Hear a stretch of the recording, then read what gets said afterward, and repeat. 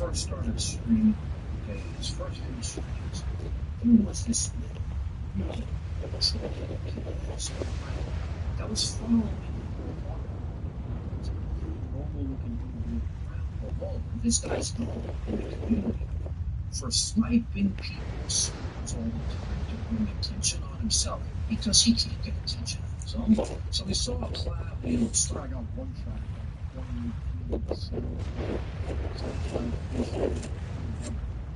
off the line. So it's like a Mucinex I'm going to start following this asshole to try to get it to the third eye. So he first started showing one of his first screams. Trying to sit in the restaurant. And this asshole was coming around screaming some bullshit.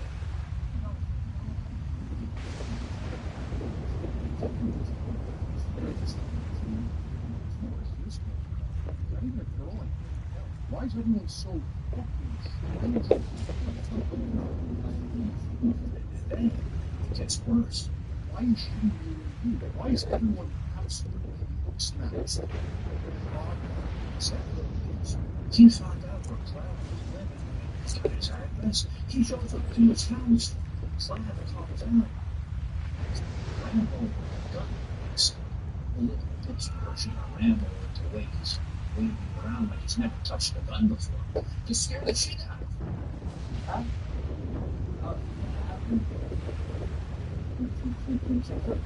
No.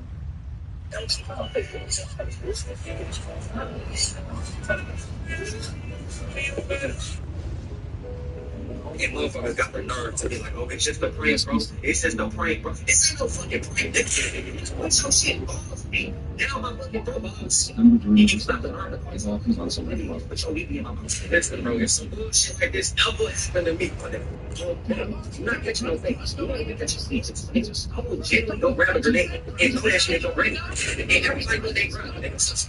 I just thought about something, bro. Everybody in that house was because if you really think about it, the cameraman already knew what he was gonna do. You mean to tell me you seen the nigga take his pants off and then proceed to move his drone down and take out his video and you wasn't gonna stop recording and tell him to stop doing that shit?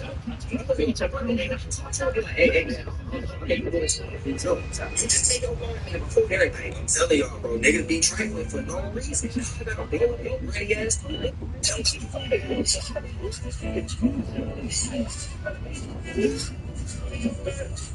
And motherfuckers got the nerve to be like, oh, it's just a prank, bro. It's just a prank, bro. This ain't no fucking prank. You just put your shit off me. Now my fucking bro behind me. And you got the nerve to go something. Nigga, you just put your BB in my mouth. Listen, bro, if some bullshit like this ever happened to me, my nigga. Oh, bro, you're not catching no fake. You're not even catching no bullets, my nigga. Come on, tell me.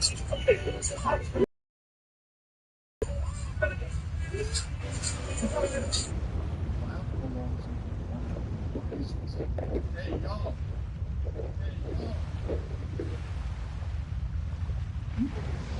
Let's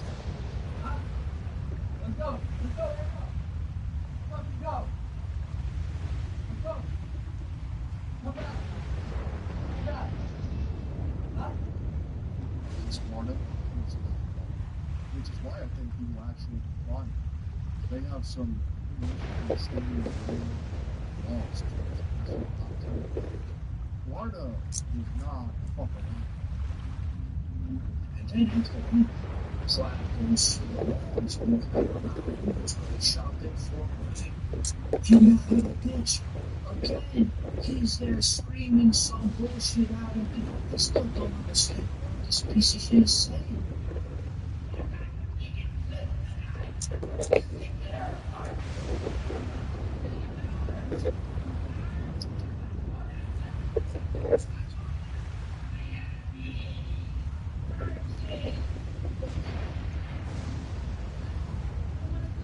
Then, remember he was so What's going on? you know, that little bitch. She lives with his father. Being tasted this art presentation. I don't know what these weirdos are doing here. Isn't that right?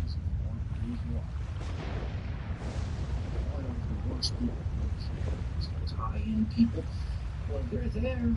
All in the hole. The little troll though is there again, screaming some bullshit again. This is what we would buy on this.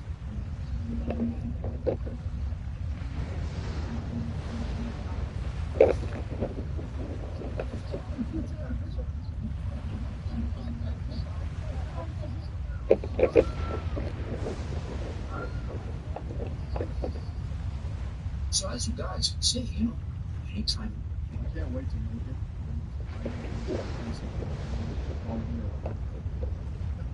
anywhere Slab goes, this asshole's there fucking with him.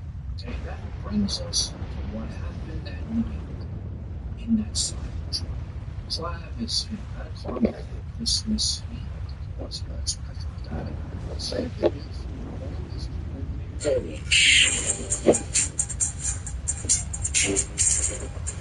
Holy shit, what kind of place is this, bro? What's that? It's this new place.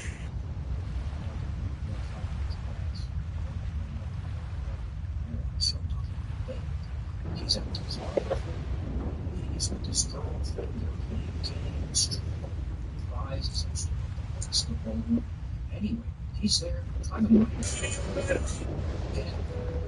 And motherfuckers got the nerve to be like, oh, it's just a prank, bro. It's just a prank.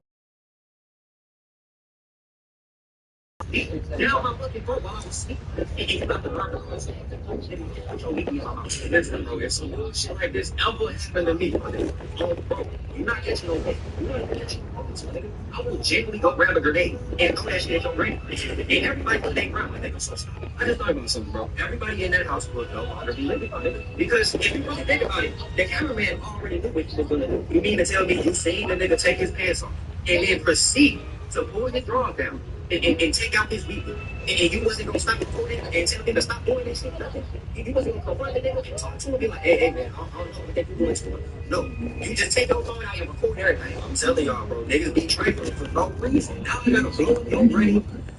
Is that me? See, you tell me, you want to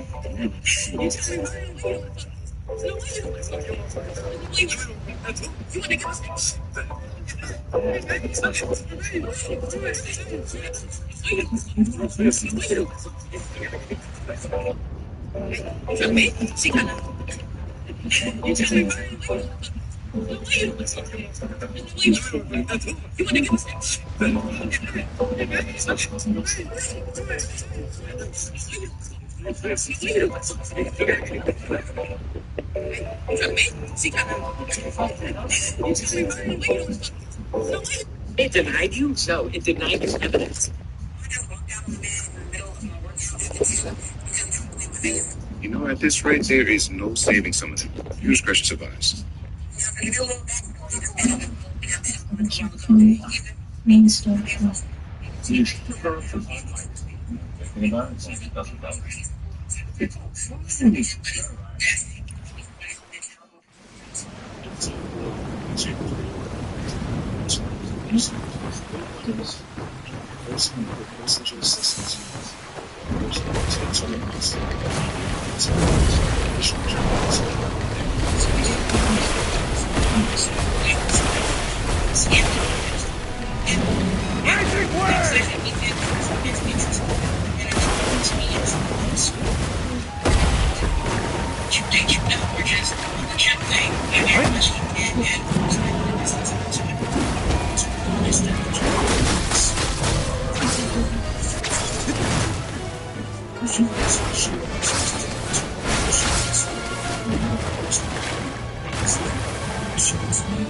Water over there!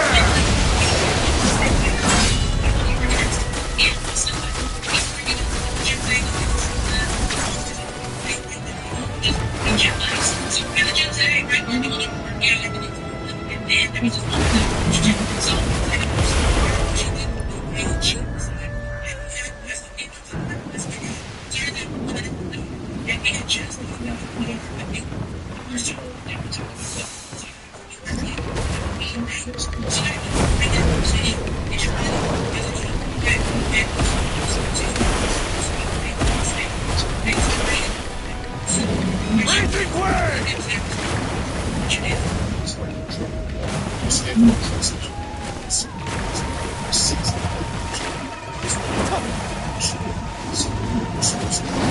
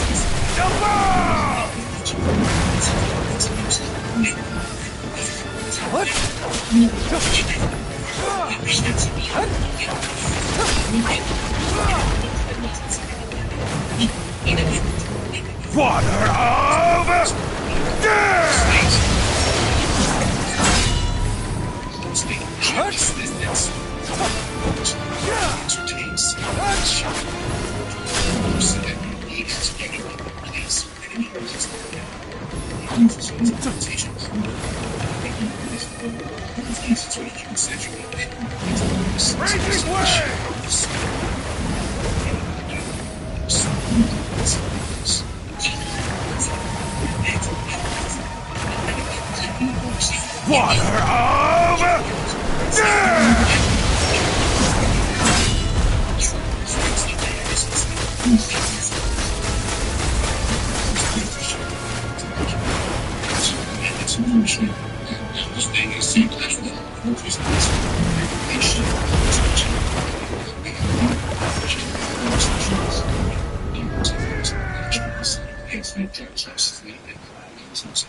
Sheila, you are stupid dude.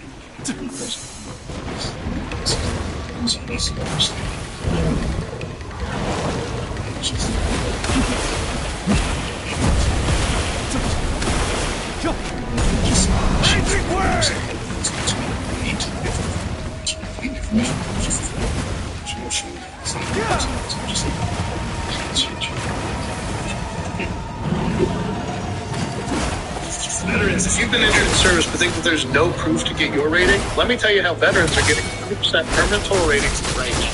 That's $4,000 a month. Water of death!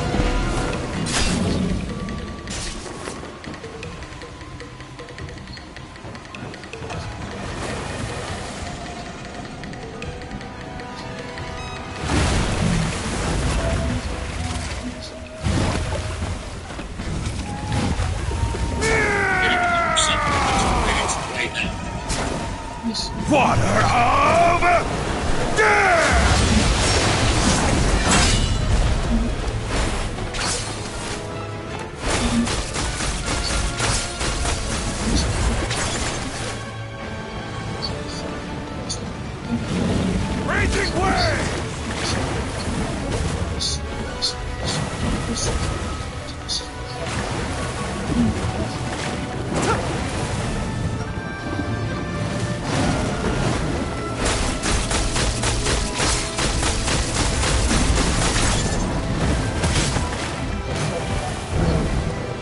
From the heavens above!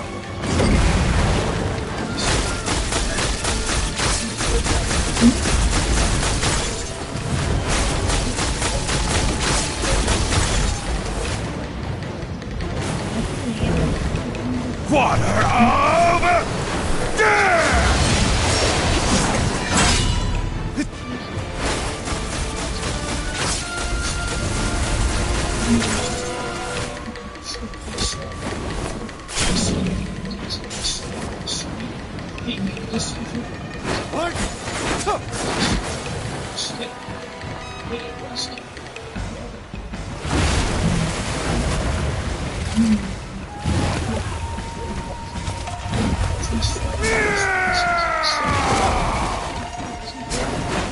Water of death!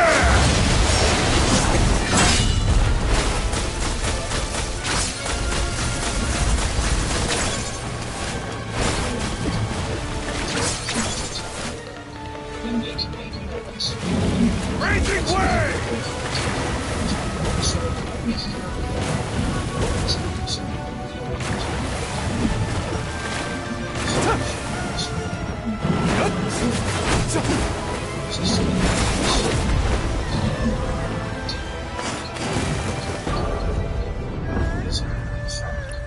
So you guys let me know. This was crazy.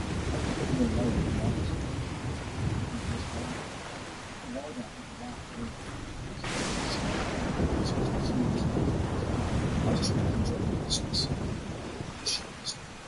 So, before Christmas Day, back in English, all day, see what happens with this time. Excellent. It's a good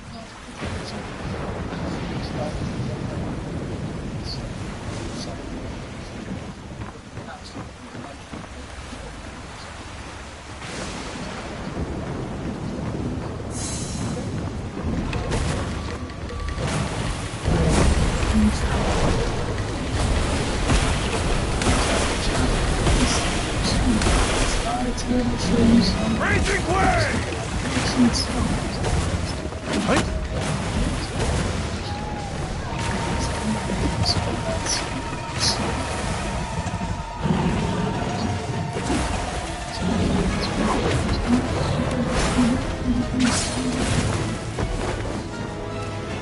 Water mirrors are moving. Water of death!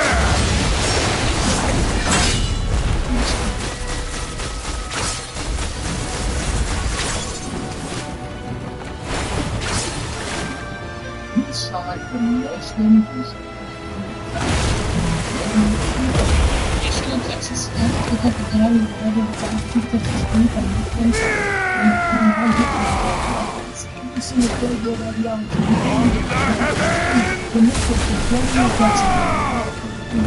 the changes very like to be loved. They will believe for people who spend hate in America. Here's your kryptonite, Muslim. Here's your kryptonite. Is this Fed? What's the deal here?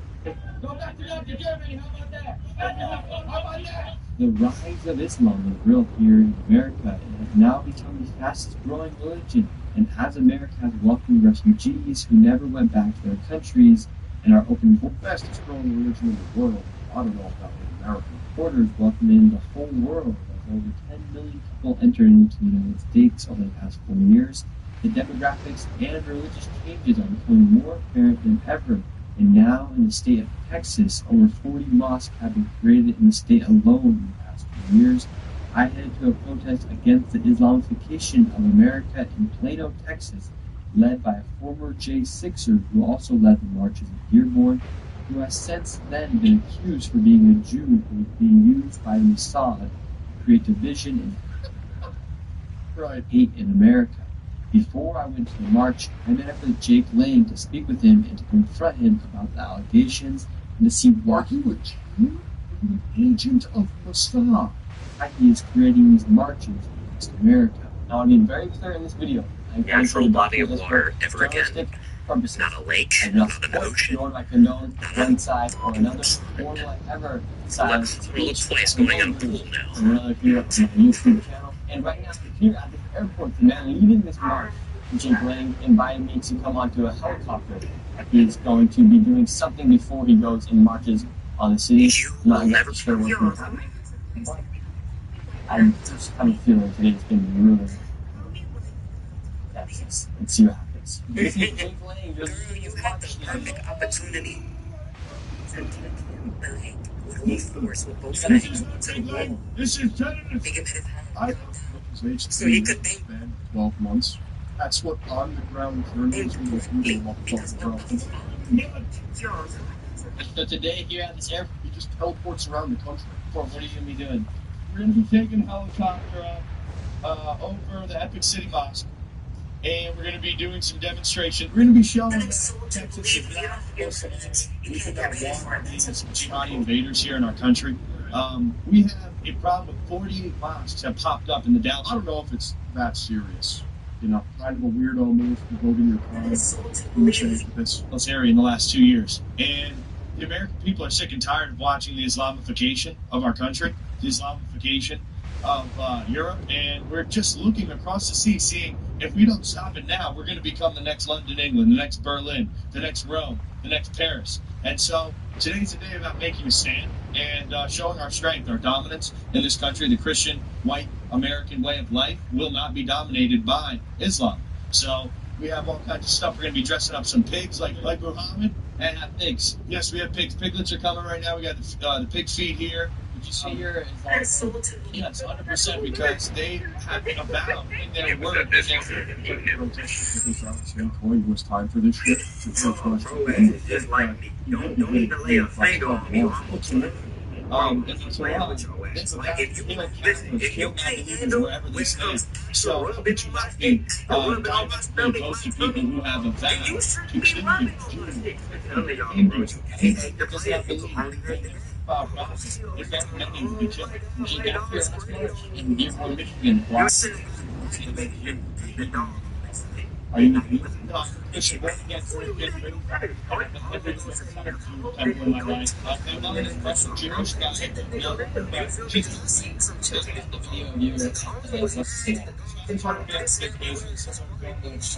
The video of you.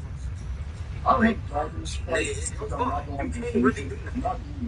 like that. It's it's a rite of passage when you're there. Nowadays, though, that was 10 years ago, 10 years ago. Nowadays, it's a fidelity towards Israel. You know, it's kind of shadow government that's overseeing America. Conservatives never show that like if you fidelity. listen, if you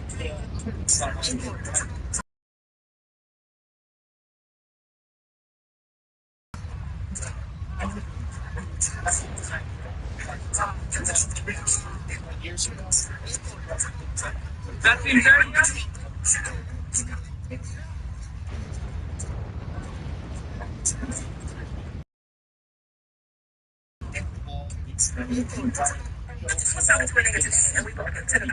Something about this video tells me that she actually happened. She did not speak to anybody about it. Just another bullshit take on why she got the bed that she wanted. Here's questions about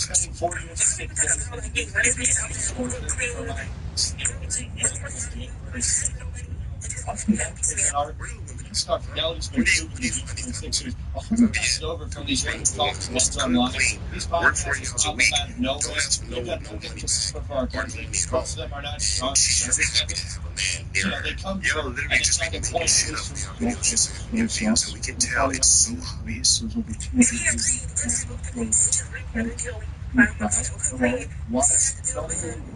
He's saying that we intentions. We know what we're doing. But like I said, we tried and true tests and proof them. We stood Yeah, bitch, you know what? the government expert, Suing you when it's all gonna work 40 hours a week, go for all the bills, cook and clean, give up the house, and you know, everything else basically work. I'm sitting over here trying to convince you of it. Why would I do something? That's what you're trying to tell me the conversation consisted of. And not only did the conversation consist of that, y'all both sat down and mutually agreed that he was right. They're willing to go out and fight. This is only a conversation like that. But what are you talking about?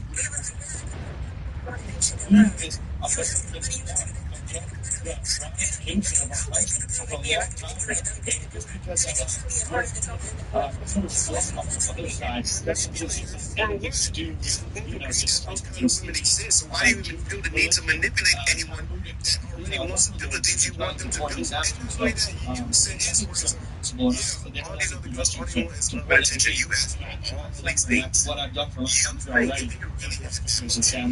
that this man actually existed in your conversation? You think if you really knew somebody coming in trying to talk about since we're in prison, and please don't say here, because beauty is a dime a dozen. There are so many attractive people walking the face of the earth. There will never be a reason for us to go back and forth, a negotiation of any sort with a woman that doesn't want to give him what he needs to be important to him. When he knows in the back of his mind, he has all these options that you want that will give him exactly what he truly desires.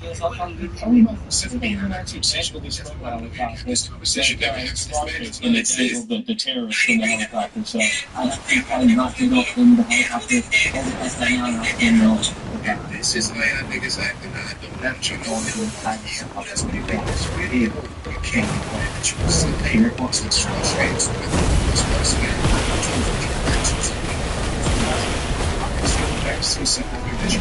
Raging way!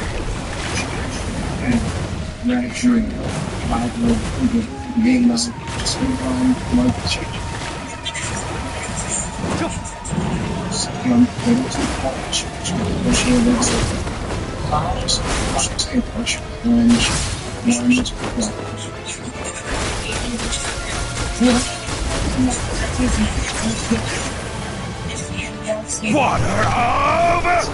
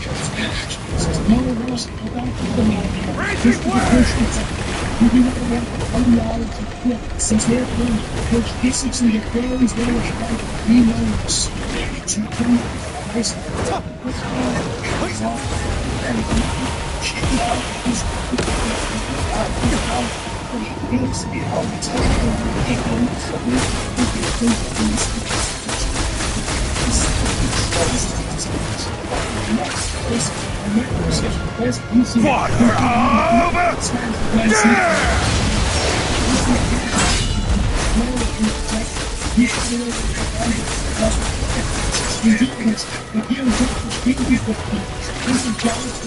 Raging stand against his It's a great excuse for 6 They think that shit the kids to just believe People for giving us their treatment. At the end of the day, unbelievable Jesus is made free. And so, it's a representation of America. And it's like, they used to coincide with our freedom. They were typically controlling this country. We're simply Just gonna leave this in the game like we don't know what this is. You're just gonna leave it right. What does the machine even do? Exercise. It's just Never mind. And that's I really don't even want to we know. also have, looks like we have some Americans here as well. And it sits in the Hamilton, which is the largest state in Texas. This is, you're just gonna leave it right. What does the machine even do? What is it? It's just Is coinciding with the fall of Christianity, unfortunately. I think if American Christians were stronger and were more focused on outreach and not so focused on the game like stuff with the South, if they had outreach, the machine had to start doing stuff. it's just We would be never mind. spiritually combative or whatever became a problem.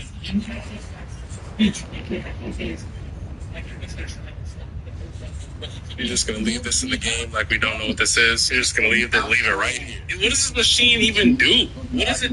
It's just is cheapened by these moral, secure, mentality, fucking free-packed wrath. Like, you know, Muhammad was a pedophile. He was Freedom of speech and enthusiasm. This makes me sick. Why are we not protecting our veterans? If you're a veteran or you have loved ones that are veterans, let me show you what VBE is all about. VBE stands for Veterans Benefits Evaluation. This will be an offense to our footballers. You know, we've got to get up and get out and speak up and speak out. We've got to do that or we're going to lose our country. We're going to lose our country if we don't. How long do you think is on actual? I can't possibly take you seriously. Completely unserious as a person. I do not trust your facility or don't trust me. Another place, not just in, I'm just saying it's not strict material. just in Epic City in part of Texas. Well, years ago, I was standing out on Bourbon Street preaching, and a lawyer from the Vatican came up to me and suggested we started killing Muslims. And I said, well, we're Christians. We can't do this. Since Muhammad, since like 2021. But man, that's why I'm telling y'all, get your bag right. Focus on yourself. Not yourself as that everybody else. No. Work on yourself. Meditate. Free your fucking self from your It tells me that he's hungry. He needs to cook for himself. Your job is to make sure that my kids are fed. To feed a grown-ass man. He can feed himself. I don't care if you've been working 12-hour shifts, 16-hour shifts, you're still going to go ahead and cook for yourself. Same goes for my stepson. In this case, you're not my child. My kids are my child. My husband is just my husband. Thank you for doing it. You're not killing for just like and an independent goes exceptionally wrong. The only young lady in today's video was like, yes, oh, Jesse Games followers have she's with a TikTok account. Now, she has prohibited her Instagram account after receiving backlash over content restriction. Was her saying that she will not exist for her husband, even though she was currently correct this. And then she followed a group video where essentially is pulling all of the money to eventually divorce her, destitute, homeless, alone, just because she don't have a special and now we're going to see the videos and she's into her age specific to the way that she thinks about things. This actually follows this with her when it first started so if I'm going to holding my stepchild from doing certain things that he is not wanting to engage with my children. So I have 7 kids, and out of my 7 kids, only 2 of them are my children. We're supposed to be going on vacation soon, and my husband's telling me that my children will not get to go on vacation because they are my kids' child. He said that it's only fair since I used to be a stepson, which is his child. That's what's because I had this tool that I need to pay for it. I need to go from and then any food or anything that we want on the trip. That's the thing to hear about this response and then put it together. And then he has a task in the city, but it's my business that he's just sitting and invoice everything that he's paid since payment mechanism and that he's paid. Water of death!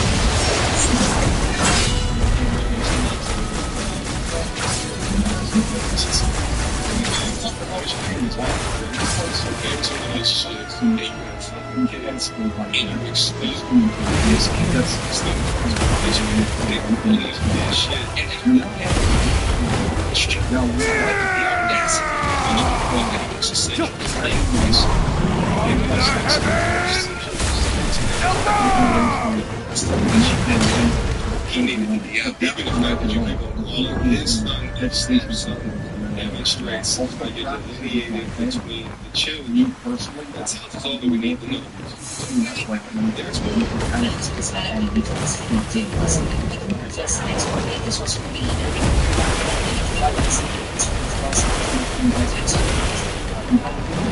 Raging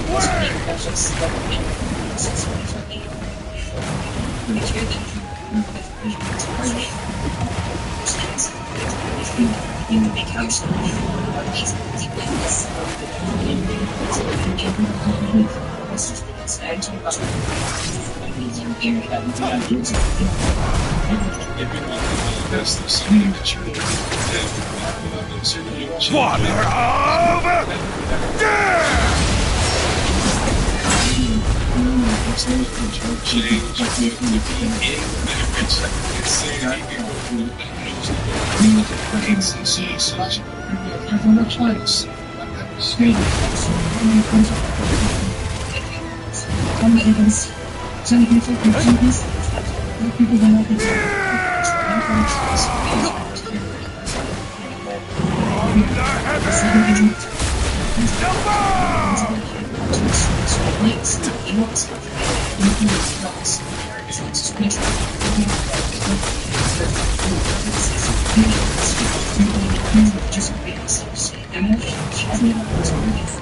Water of death!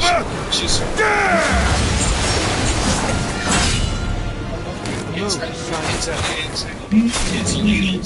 You get disrespected like this. Good kids.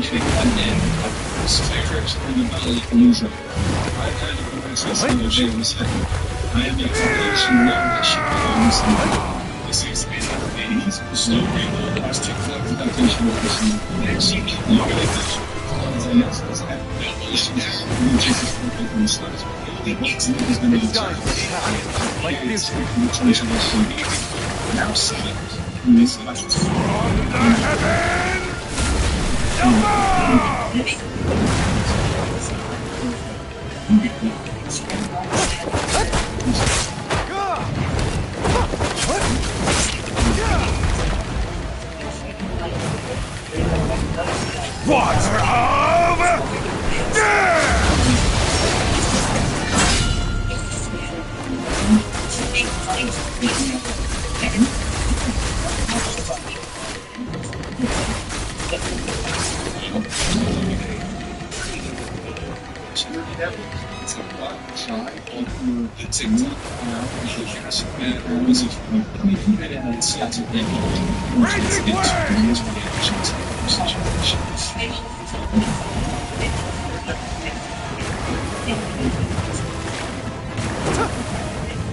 Water of death!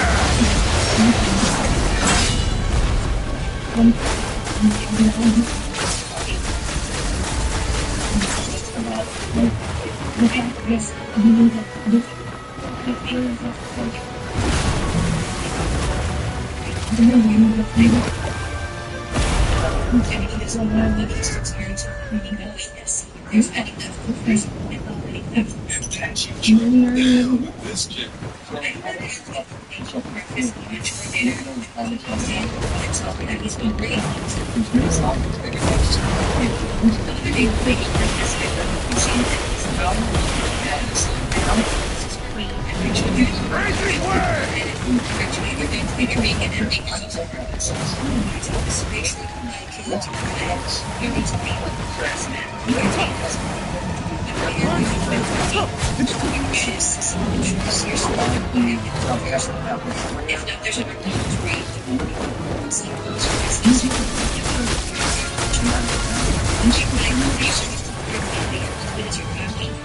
Water of death!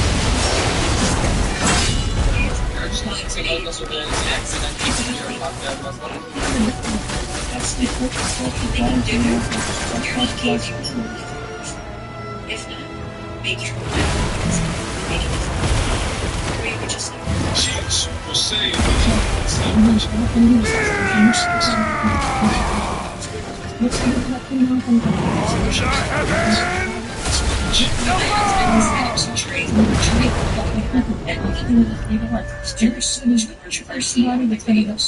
So I made a video.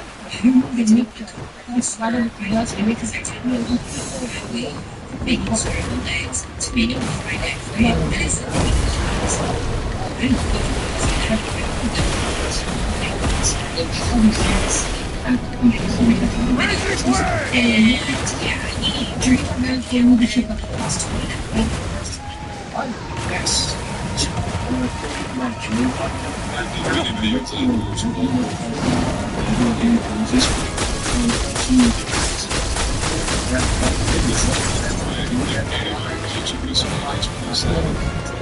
Water of death!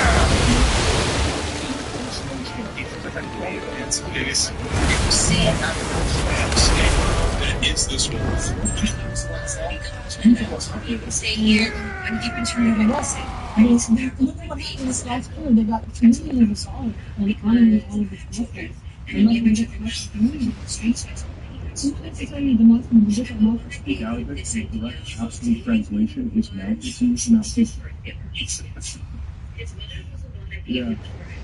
So, let's look at on a rainy day.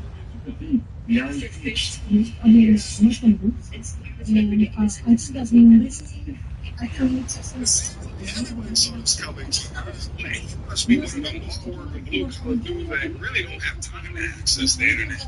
So she thought she was going to get on exposing how shitty that she treats him on Twitter. This man dealt with your bullshit for 15 years, and you know what? That actually makes sense. Because he had gotten so much of the situation in his life. Anyway, he enabled the consequence-free zone that she operated in, so she's going to be more disrespectful towards him. A little this information free of me too. So let's take a trust of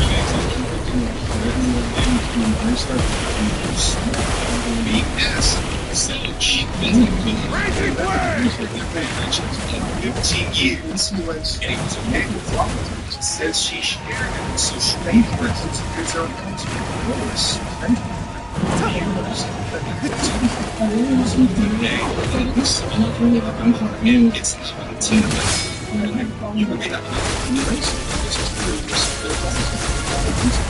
and you just feel like sometimes I wish that there was a Water of death!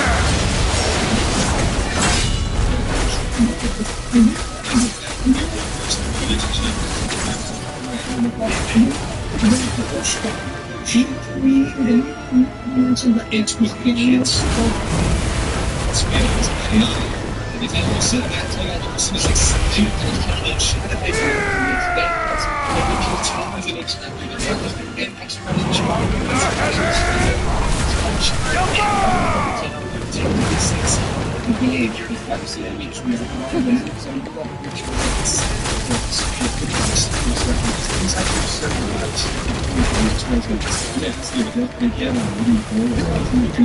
Water of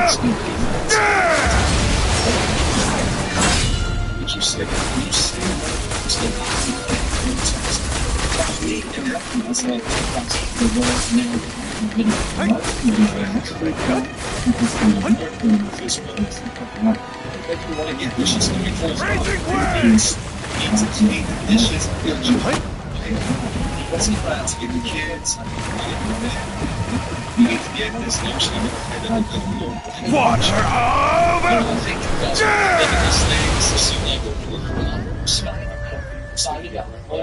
There's no problem doing something with someone because you love them, it's different.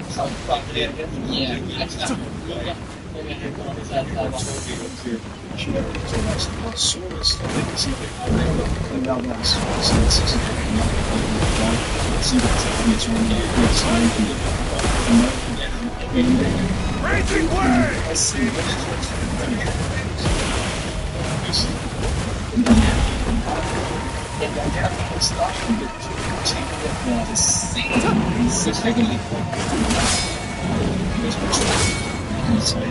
These people For the chase, the attention,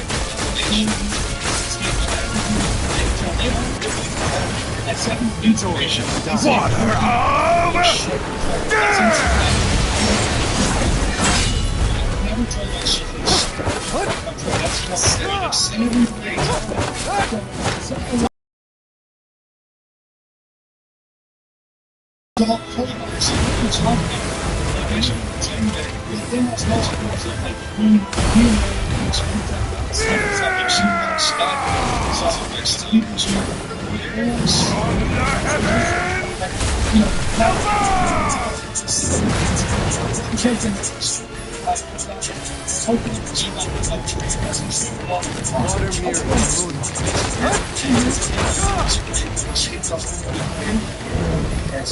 Water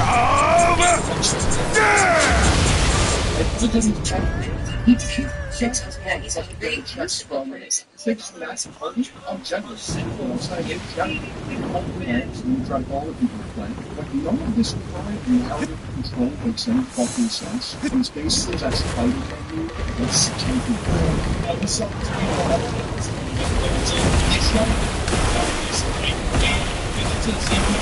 fingers at me trying to say my intentions as a Christian are being subversive and subversively Jewish. It's ridiculous, and this is what Christians need to do. All of us. We can anyway. It's like we can if we are under the control and stand up, we will never fall. Like they've been confident here, but leadership will never stand up. You will see. Water of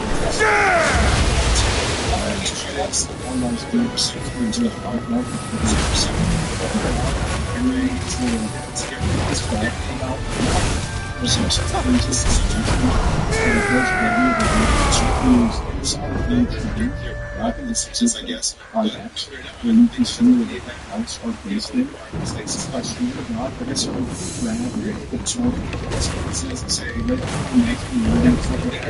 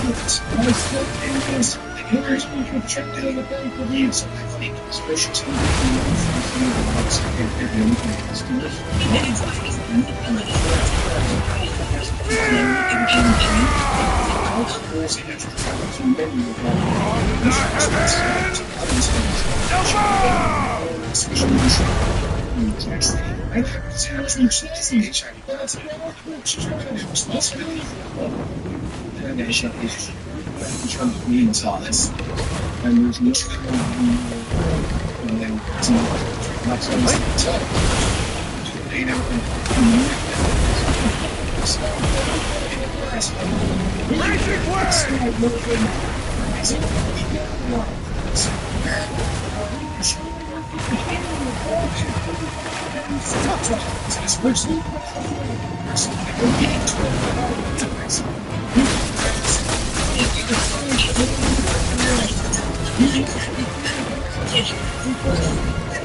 Water of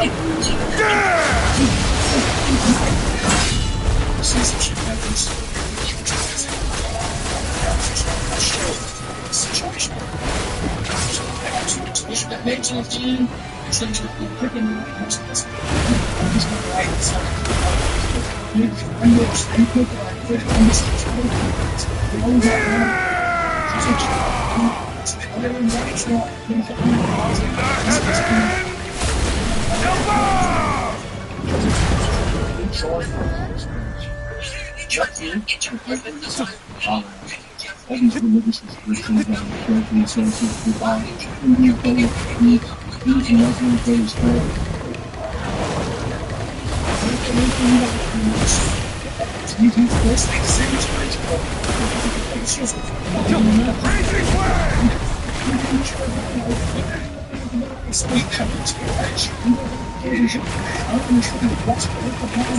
and people come from different countries, from Christians,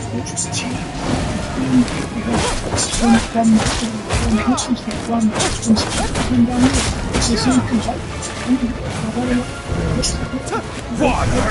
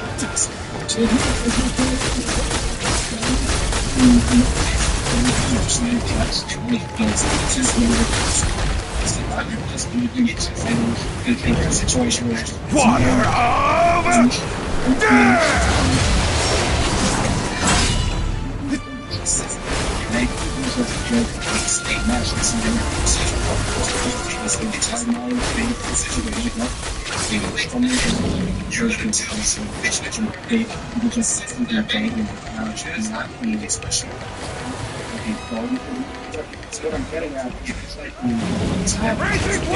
Yes, I'm saying is this day the track spot, but that only has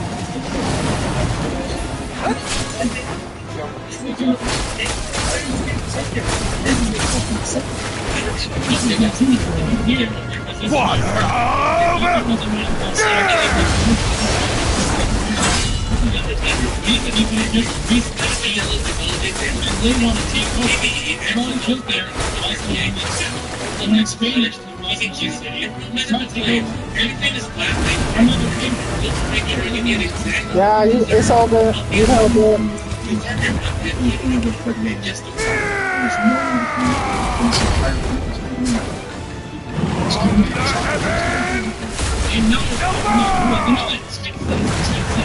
do not want Muslims to take over this state. What they do is they lie to our faces. They play this disingenuous, play dumb game of, we're just your neighbor, we just like to hang out with other Muslims. It's not true.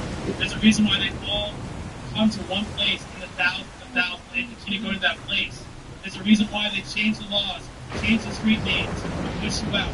It's because they're trying to take over. They're literally commanded to take over. The march continued and Jake put vacant inside the Quran. If you enjoyed this video, please consider subscribing. This is Nick, and I'll see you next time. That's a signature move. We gotta open up these items again. It's the only answer. People need serious mental health.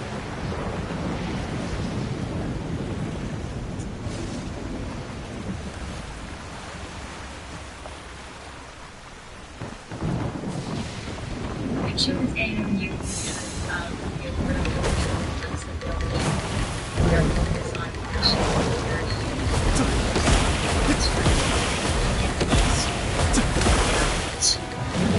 Making way!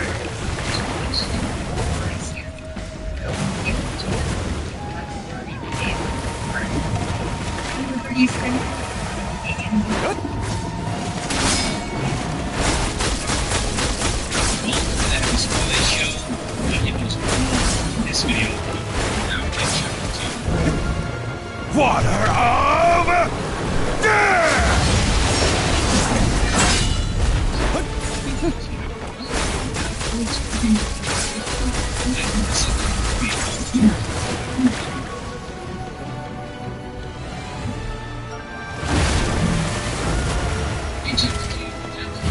Step down from the original, and it has a difficult task that every has in the military series section. This one too is stranger things, and it's just something about it in the daytime.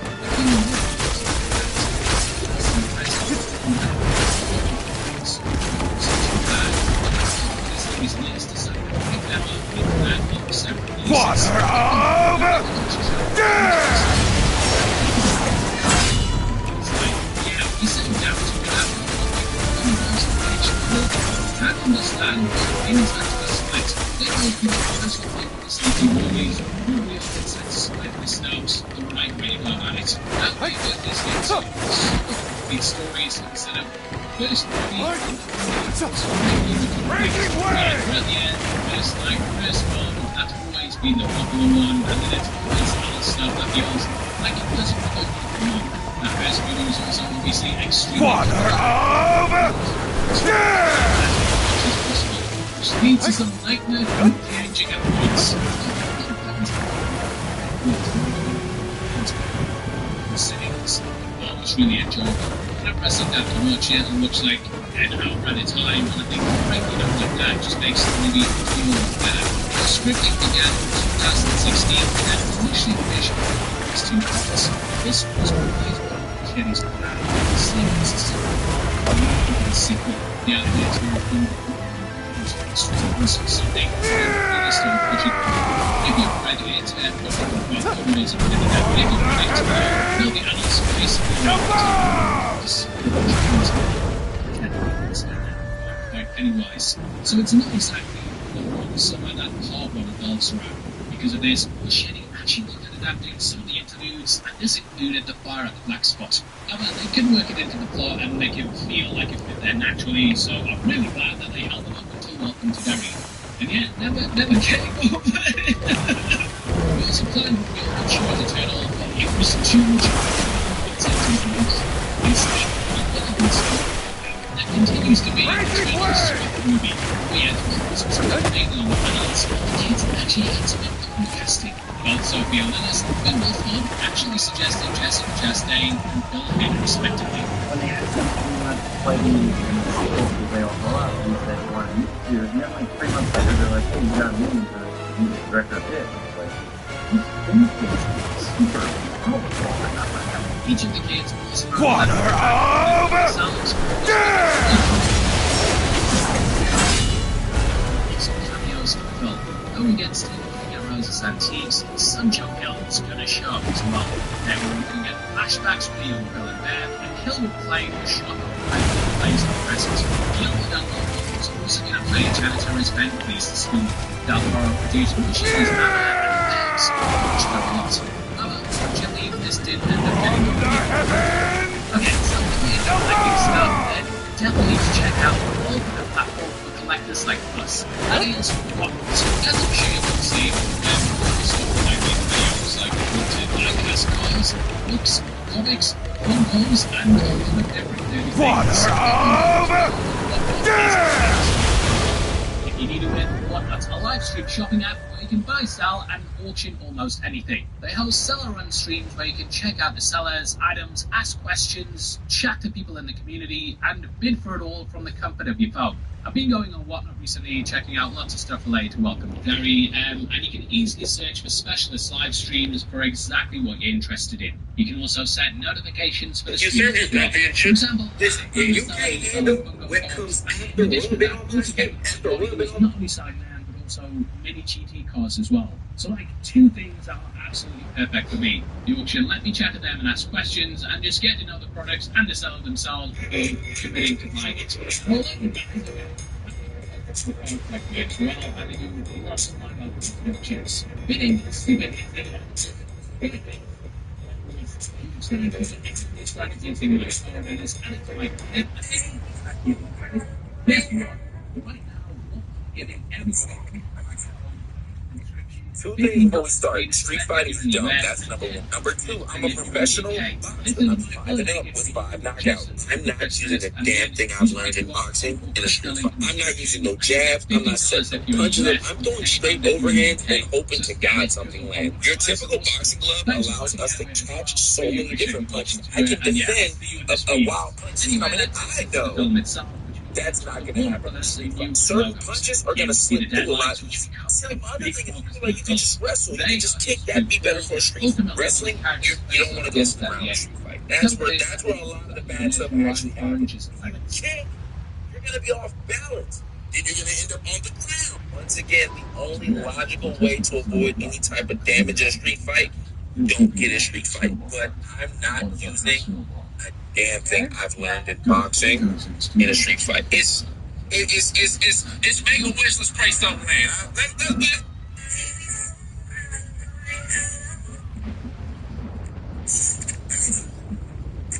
Two things before we start. Street fighting is dumb. That's number one. Number two, I'm a professional boxer. I'm 5-0 with 5 knockouts. I'm not using a damn thing I've learned in boxing in a street fight. I'm not using no jabs. I'm not setting no punches. I'm throwing straight overhands and hoping to God something lands. Your typical boxing glove allows us to catch so many different punches. I can defend a wild punch that's coming in. I know.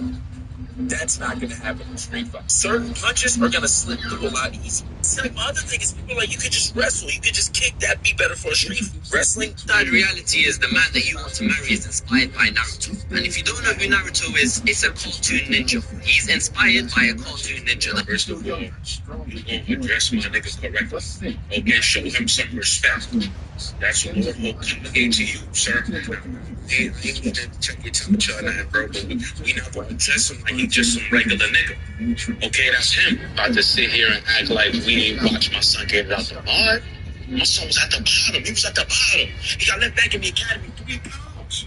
He couldn't do shit with his own truth, so he turned that shit to the signature. When I say he got it out the mud, I really mean he got it out the mud. He didn't get no handouts. The nation rivals used in Georgia all idea. That's what Myth represents the destruction of culture and everything for that. In many ways, it's like very much more. Anything that stands up to it quickly attack. Maybe certain planets as well. This was led by soldiers of World War I great showing fights. The way that characters ramp themselves up, facing their fate, and this idea is something that the losers will have to do. It ain't back to 1989 and see when that was stuck in their tracks. Off the top, we get Georgia saying, hold up, toe, as she levitates in the air. And he's going to be at the showdown. If you don't know who Naruto is, he's a cartoon ninja. He's inspired by a cartoon ninja. First of all, you won't address my nigga correctly. Okay, show him some respect. That's the Lord Hokage to you, sir. Now, I ain't mean to check your temperature or nothing, bro, but we not gonna address him like he just some regular nigga. Okay, that's him. About to sit here and act like we ain't watched my son get out the mud. My son was at the bottom. He was at the bottom. He got let back in the academy 3 pounds. He couldn't do shadow clone jutsu. He turned that shit to his signature move. When I say he got out the mud, I really mean got out the mud. He didn't get no handouts. I don't hear nothing about that prophecy, child, the whole shit, none of that. They named the bridge after my boy because he was putting in pain. He literally beat pain because he was putting in pain. You think about a village. It was like from other villages walking for 6 days or 7 days to come see my boy. Stop playing. My boy was at the better. You want to know what 100% rating really? How are some of y'all going around living life not caring what people think about you? So remember that I don't actually know what you're thinking about. I just know what I think you might be thinking about, which means I'm creating a mean and judgmental version of you in my head and then using it to think mean things about myself. And since I made you mean in my head, then really I'm the one being judgmental of you, not the other way around. Now I just assume people are cool and that they're probably thinking nice things, and when they prove me wrong and start acting mean for no apparent reason, I remind myself that there's a version of me in their head that they are thinking mean things about that is in fact not me at all. Actually, it's a part of them. So really, they're being mean to themselves. It doesn't become me until I allow their perception and their treatment of me to start shaping my sweet treats out for myself. You know, the Buddhists have a story about the Buddha teaching to a large group of people when it shows up as a heckle as by shouting so the vision of things, but the Buddha ignores it and he just teaches the man frustrated and doesn't get it. The Buddha ignores it and just keeps teaching. Eventually the man gets so frustrated, he breaks down and goes, why are you so mean? Don't be such an ass. Finally, the Buddha replies to him and says, if you do someone a lavish trick, they refuse to accept it. What does that mean? Believe to so all these instead of the something apparently putting all sides to your favorite trip doing your sins and missing. I refuse to accept them, then they belong to you. Not to me. As they drove off, the captain that you're going to afraid to show the light carry. I just know what I think God is right to. So the franchise means I'm creating a new life and a version of you upon how to the interest in me to myself. Since I made you mean in my head, then really I'm judgment of you, not the other way around. I just assume people are cool, that they're probably thinking nice things, and when they prove you wrong, they start chatting me for no apparent reason. I remind myself that there's a version of me in their head, if they are thinking mean things about it isn't actually, it's a part of them, so really, they're being mean to themselves. It doesn't affect me until I allow their perception and their treatment and start shaping the way I treat. You know, the Buddhists have a story about the Buddha teaching in front of a large crowd of people, and as man shows up to heckle and shout and obscene things, but the Buddha ignores him and just keeps teaching. The man frustrated and doubling themselves and even more obscene, but the Buddha ignores him and just keeps teaching. Eventually the man gets so frustrated and breaks down and goes, what do you even do? Why are you such an ass? Finally, the Buddha replies to the man and says, if you give someone a wish gift, but they refuse to accept it, which is that gift belongs to them? And said, obviously, it still belongs to me. The Buddha replies, the same is true of your other instance. If I refuse to accept them, then they belong to you. Yeah, this takes place at the start of the book, right after the use of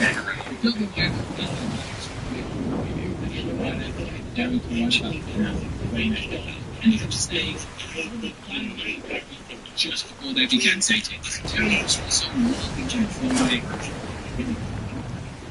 1673. Since I made you mean in I'm the one who has judgment of you,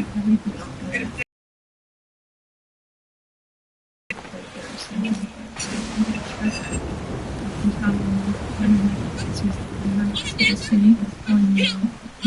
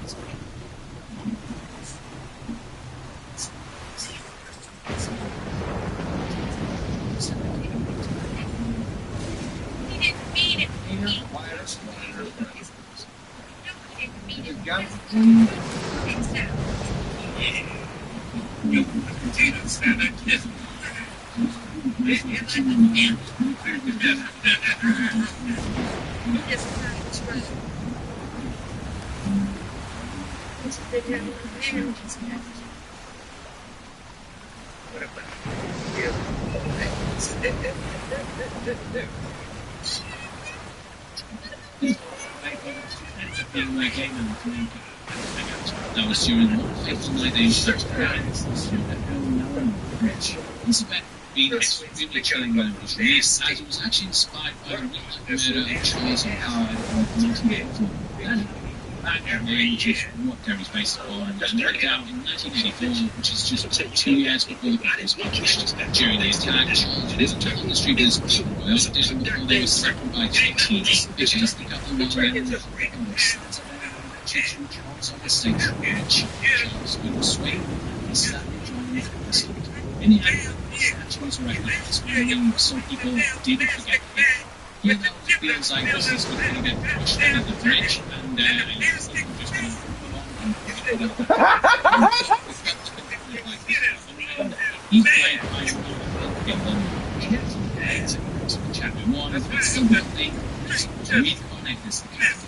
Achieving the signature character in Derry, some people had noticed the his evil vengeance, so bring nothing but misery to the town. So plays very some things that still nothing with Derry, so then this kind of thing can speak to all its abilities. June having a missing close of Richie, it can clearly see the future and doing great influence of things around us. So it's possible that some of the Indians and the West things in the 60s show how it used to live.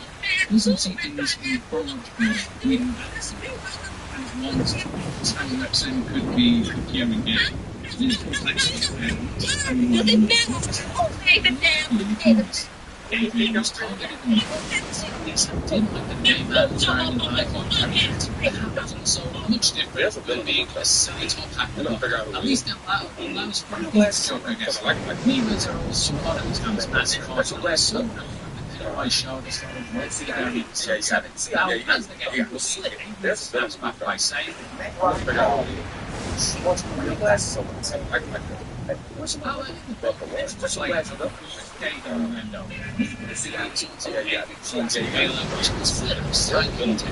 Eddie was always sort of as being gay, and in the movie was alongside Richie. Adrian and Richie violated the Lenin statue to successfulness and Pennywise to him for being gay. So I guess the movie's telling us that inhalers are gay.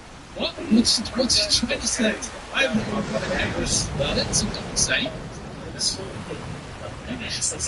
Small minds. This is a big positive chapter from the Derry, but in the end, Adrian was hesitant to stay longer. Breaking free from the town is very difficult as Pennywise senses some people from leaving. The creature often attacks, takes people's loved ones, and they don't leave, so it keeps them in the city. They don't then attack. It's a long shot that Pennywise often isn't the one carrying out the abuse. He's simply there at the base, realizing of the evil that exists within humanity. All cycles and problems like this often also trying to be carried out by the citizens. This was of course exploring more and welcome in area. Three guys in the mountain. Machete chose that tunnel when rewatching the scene. Adrian is then thrown over the side of the bridge. In the book, Chris was less enthusiastic about it, but told the police that the leader just went crazy. Reminds me a lot of the attack on Ben in the first film, and basically, Henry goes after Ben, his mates are shot by it, and Ben then goes tumbling over the bridge. So again, carrying on that idea of cycles. You also see the train moving overhead, with this being at the attack on Maddie that kickstarted Welcome to Derry. Trains often represent the inevitability of something and how everything is almost predetermined. That's definitely the case with Derry, and stuff like this will constantly happen as long as it's like Pennywise and pulls out its hand in a comforting way. As we saw with the Black Spot, it often aids people like this and then pulls them in before carrying out its attack. Adrian's then bitten into the old pit, which is how he was attacked in the book. Balloons that fly in, as the soundtrack says, we all float. This is something that might refer to Pennywise saying something similar to Don as Adrian dies in the book.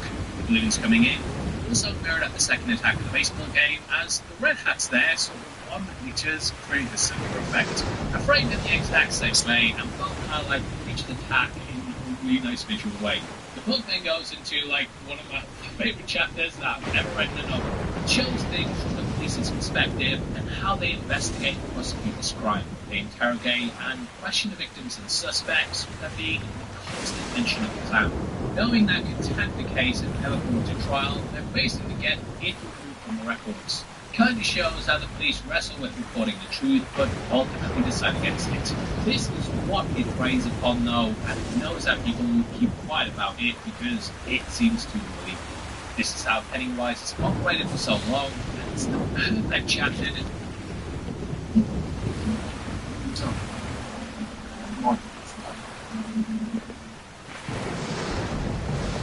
Trucks. Don't get any awards for trucks than any other brand. Even Chevrolet.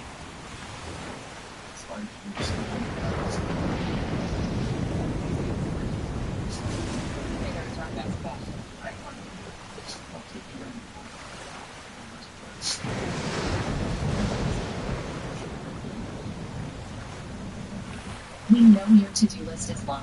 Just make sure self-care is on it. Because when you feel and book your best, that's when you can give your best to the ones who matter most. Massage FD.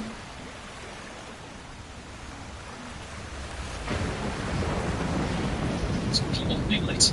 We even get elements of this police report the movie when we see Don sitting at the ambulance.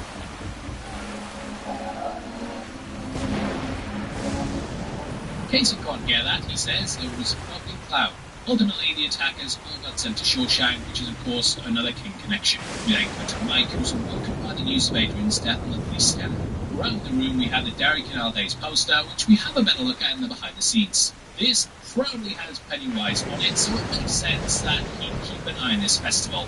And yet 2 attacks go down there, so clearly it's a hunting ground for the clown. We also have Leroy's funeral pamphlet right beside the radio, which I think is a really nice touch, especially now that we know how tight the character was to fighting the creature.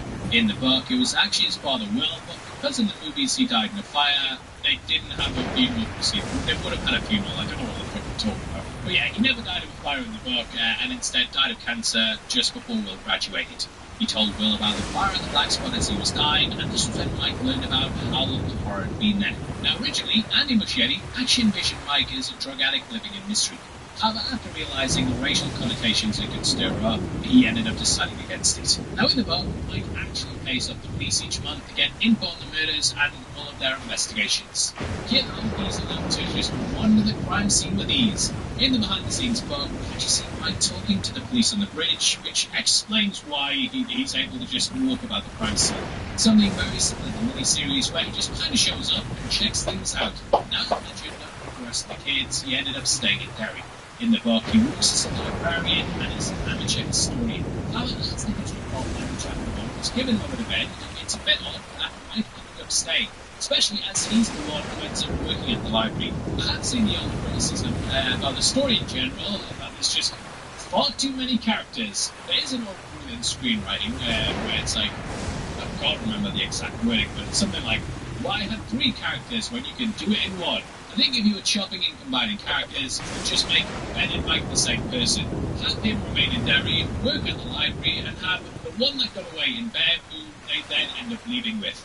So yeah, Mike doesn't really have a life either, and just having a character remain at the library who fantasizes about Ben, the one he loves, while all studying that, makes way more sense. Mike then realizes that it has come back. He finds a pop balloon that says "I want Derry," which is not only a fallback in the hat, it's also the thing that appeared on the balloon before Patrick Houston is dead. This murder opens him to make the 6 phone calls. In the book, though, he's not quite sure it is back, to spike and carry this murder to Georges. It's not until he discovers the cyclical nature of missing children and bloody events that he decides to call his friends. He also sees "come home" written several times in the pillar, which is something that Bev says in the book when they discuss it as adults. It's also what makes Jerry Bellwood was killed in the book as Mustafa plays the grandma Mike. It's read the book 8 times to really get to know his character, which, yeah, sure you did.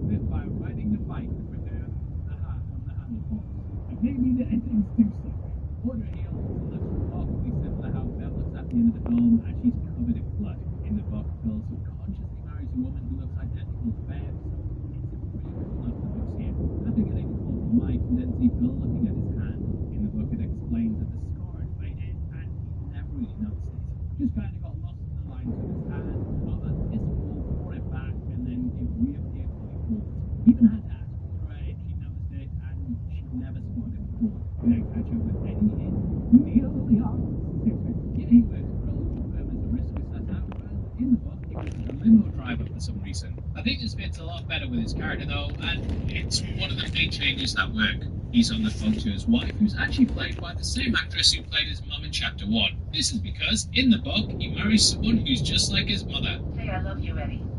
Okay, I love you, Mommy.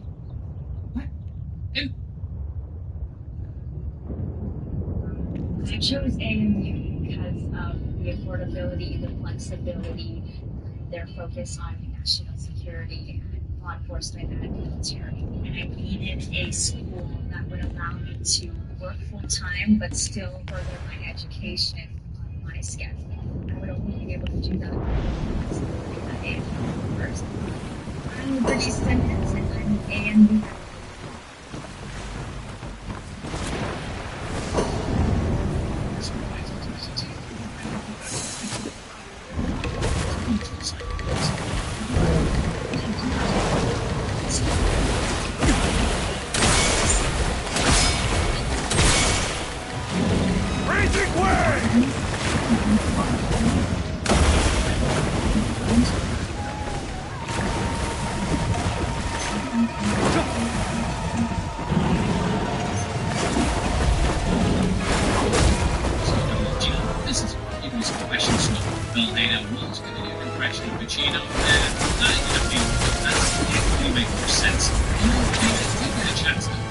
Father of He's there. Is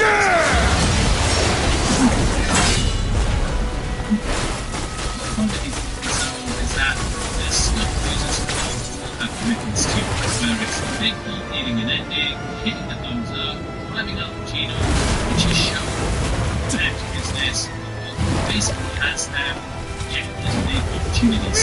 However, we'll take away from this because Gary's more important and will actually get financial. Just like get a conversation with you like this, right? You see, it's enough to distract you from enriching them, and after this, you see all actors comes up, just like in the video, Richie's a radio DJ, like a radio star. Father of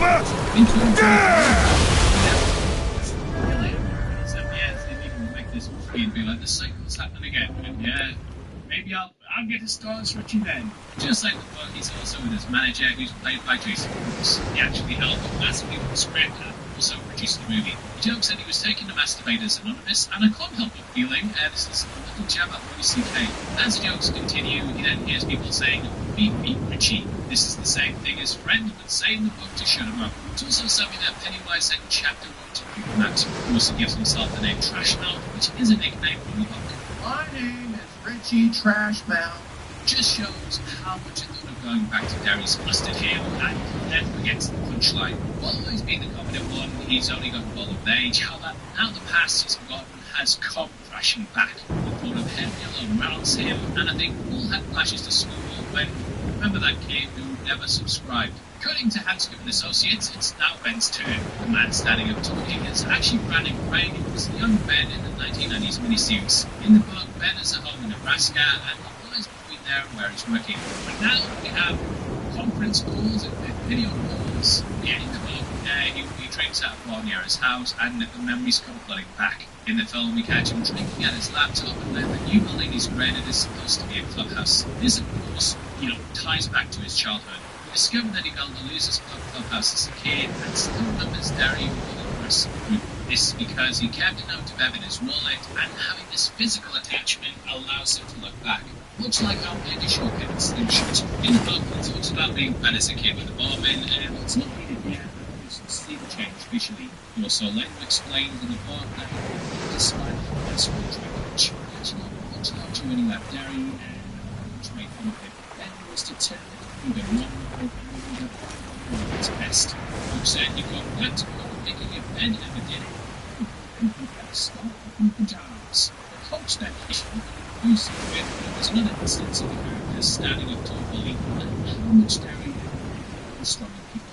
As Mike Wilson, unseen stand-up, and can spot a giant tunnel beside him. This is, of course, one of the maturity and see stars and still of this transition. It's likely a reference to the extraterrestrial origin of it. It's Stanley. He's doing a jigsaw puzzle that's full of birds, and one of the origins was always in the book. He's putting that in the book.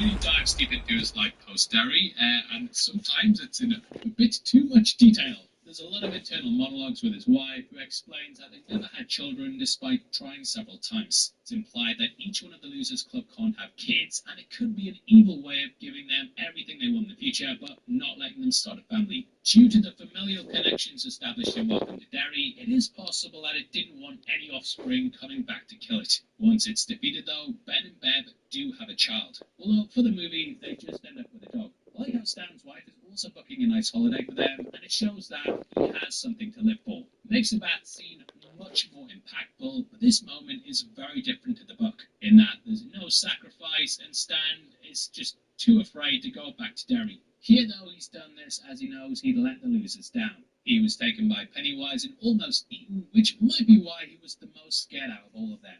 So as they all meet the Losers who are alive to unite or they'll fall, he simply removed himself from the board, basically viewing himself as the weak link that could end up destroying the chain. The cut he does is also implied by them cutting his hand in the flashback, and we don't actually see what he does with his wrists, which I actually think is a great way to portray it and how it plays into the oath. The clothes are also neatly folded up, and in the book they said he had OCD. Watch Five Nights at Freddy's 2 at home now. The marionette is so haunting.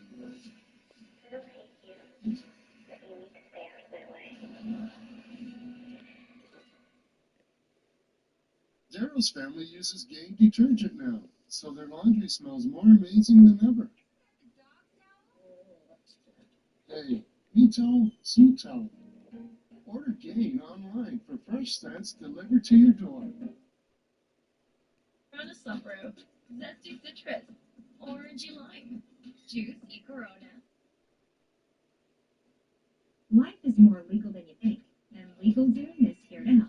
Whether it's registering a business, starting a will or trust, or staying on top of your business licenses. When you need a legal hand, turn to LegalZoom. Gillette Labs is just a fancy-looking Fusion 5? No, it ain't. It's Gillette's best shape. And its ultra-sharp blades last 50% longer. Hey, Joe, how feel my cheeks? Gillette, the best a man can get. Keeps getting better.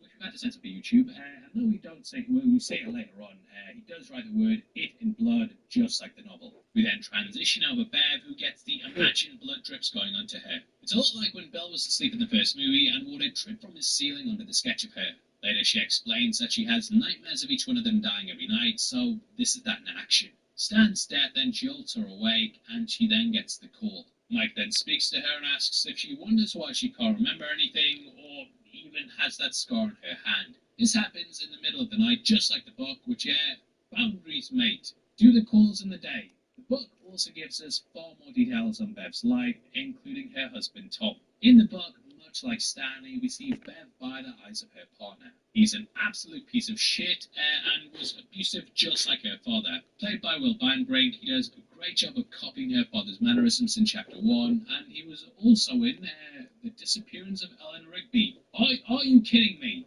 Every fucking dude was in that movie in this film. Just like Eddie, though, she's married someone who's like her abusive parent that's trying to control her. He also reaches for his belt, and the book describes in great detail how this is a tool to torture her. He has pride in how badly he beats her, and is just a horrible, horrible person. It's something that was ingrained to him as a child, as his mother would beat him with a belt as well, so the cycle of violence continues. Bev, however, stands up to her bully, and she ends up leaving. She runs down the steps past the painting of the pair, and in that he stands over her, looking very controlling. You might also notice there's a shadowy figure behind him. The creative team actually painted Pennywise into this image to show how he was manipulating Tom. He actually then drops a wedding ring outside, implying relationship is very much over. We saw Stan put down his ring in the last scene, which was left neatly on his clothes, so I do feel like it's mirroring it here. As she walks down the street, there's also a great transition to the sewers. Andy, mate, you are fucking amazing at transitions, I'm not kidding. No notes.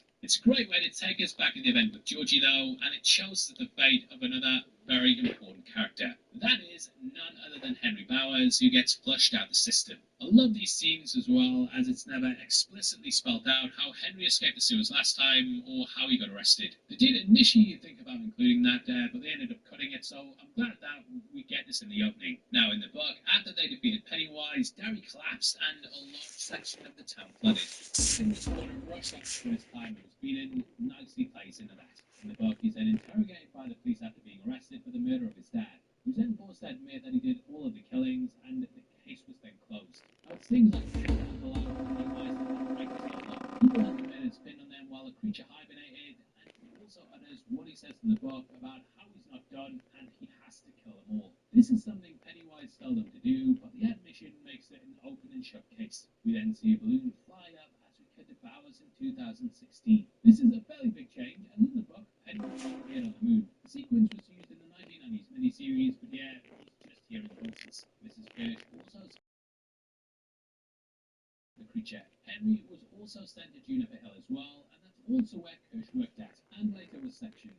On the TV, we can see a Tom and Jerry cartoon, which is also a Warner Brothers property. Patrick Hockstetter also wore a Tom shirt in Chapter 1, so this is a neat little callback. The clip they're playing is also pretty apt as well, as we see a piece of meat going down into a drain, just like Georgie. He's then sent to his room, and on the far right, we can see he's drawn a balloon just like this on a piece of paper. Like the source material, he then sees some of opposed to Victor Chris, who was originally in the one. Victor Chris did just stand about and only had a couple of forgettable lines, so I feel like this change works. Patrick then gives him his knife back, just like Pennywise gave it to him at the end of chapter 1. This is all part of the creature's plan to get revenge, as Pennywise always expected the loser's club to return. This is why he left Henry alive in the first place, as it's always useful just having a psycho on your side. Either way, while that's happening, we head to the Jade of the Orient. Belle's memory starts to come back as Eddie also returns and lists his allergies to the poor waitress Rose. Yes, Rose is what she's called in the book, and I did wonder if that kind of set up Rose and Welcome to Derry, or if that was a trivia or something. Don't know, it's the same name. Ben then turns up and shocks Bev with his transformation. He asks if there's a password, which is a reverse of when she asked him that when they first met. Here we can also see Richie wearing a t-shirt with crosses. This is identical to Chester's hair from Nightmare on Elm Street 2. The characters are icon over the years, and it's seen as being especially special because those are in the days where that kind of representation didn't really exist. So it fits here that Richie's wearing the same shirt as that character is also in the closet as well. However, he does roast our boy Eddie and is shocked that he married a woman. I love the camera zooms here as well, as they're very quick and they make the quippy lines really snap. Bill Hader just kills it throughout. He's the MVP of the movie, and yeah, his years on SNL have made him perfect for characters like this. The chemistry between him and Eddie is just as good as Finn and Jackson Gracia, who played the young Richie and Eddie respectively. Also love the way Bev quickly changes the question and asks if she's married, and Ben kind of looks over. How long are you married? Hey, we saw your movie, by the way. Oh my god, good. In what's a great bit of attention to detail from the makeup department, if you pause the film at 30:49, you can also spot bruises on Bev's arm. They're clearly handprints and have come from Tom, and yeah, it's just a nice bit of consistency. We then discuss Stanley and wonder if he's actually going to show. In the book, Mike reveals that Stanley took his own life at this point, and he found out as he subscribed to the rest of the kids' local newspapers. And you can subscribe to the channel as well. The group have fun and then eat, and it's all much less cheesy than the miniseries. They discuss the memories coming back, and even Bill's stutter returns. It's here that Mike explains the cycle and mentions Caesar Albrecht. This is one of the kids who's named in the book, and we learn there that she'd just been recently killed. As Mike flips through his journal, we can also see illustrations of Pennywise and also something hanging up, which might be the thing he saw in chapter 1 at Quality Meats. He explains why they were brought back, and he wants them to finish Pennywise once and for all. In the book, Beth then brings up all the disappearances, how it's ramping up, and she says it should be national news, but nobody seems to have heard about it. Mike agrees and says anywhere else would have had endless media coverage, but nowhere's reporting on it.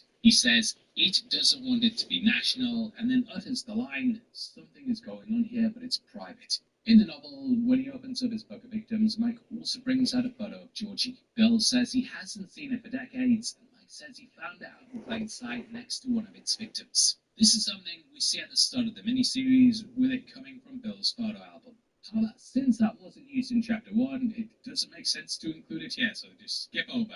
We then hear that Chief Rademacher is trying to pin the killings on a hermit named Earl who lives out in the woods. Earl's claimed he's seen Bigfoot, and also that there was blue lights floating through the forest. But yeah, people just think he's crazy, and he's an easy person to just pin all the murders on. They then open up the fortune cookies, and inside's a word puzzle. They then start to piece the words together, and it basically says that Stanley couldn't cut it. Again, this isn't much different in the book, where Mike already knew that Stanley was dead, and thus wouldn't be able to reach the restaurant. I think the change works well, though, and having it as part of the horror just aids to the reveal. Bev also sheds a tear just before this, as she already knows he's dead. The rest are about to learn as well, and it just builds on the fear that they're all in danger. Help! Now, Bev is also the one who got the word Stanley, and the shot of Bill completing the sentence is sublime. The next bit, though, is almost right out of the book, except they go to eat the fortune cookies in the novel, whereas here they just come alive. The CGI is particularly ropey here, as the cookies just jump about, and a horrific baby bug comes flying out. In the book, it was just a normal, if not horrifying, insect. But yeah, here they kind of go over the top with it, but initially it was just supposed to remind Eddie of a cricket infestation that he found in his house. I think this is more towards Muschietti style though, as it often uses messed up naval creatures, and we saw watch Welcome to Derry episode. There's also another anti which also reference to Dick in that book was attacked by a giant bird, and that was him from that. That's, in case you don't know, was a kaiju that wasn't a story with Godzilla. So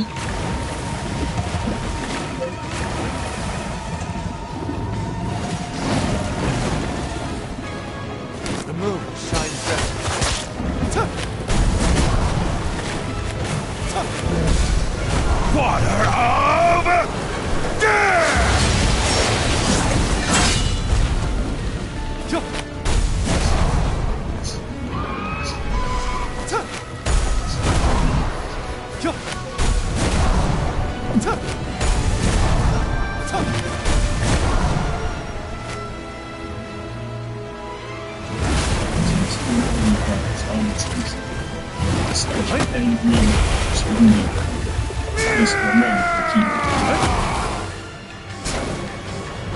Because I mean, the person is in that she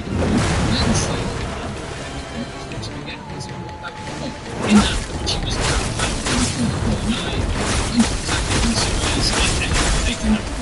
all that uses the people that came from the mattress. Water over!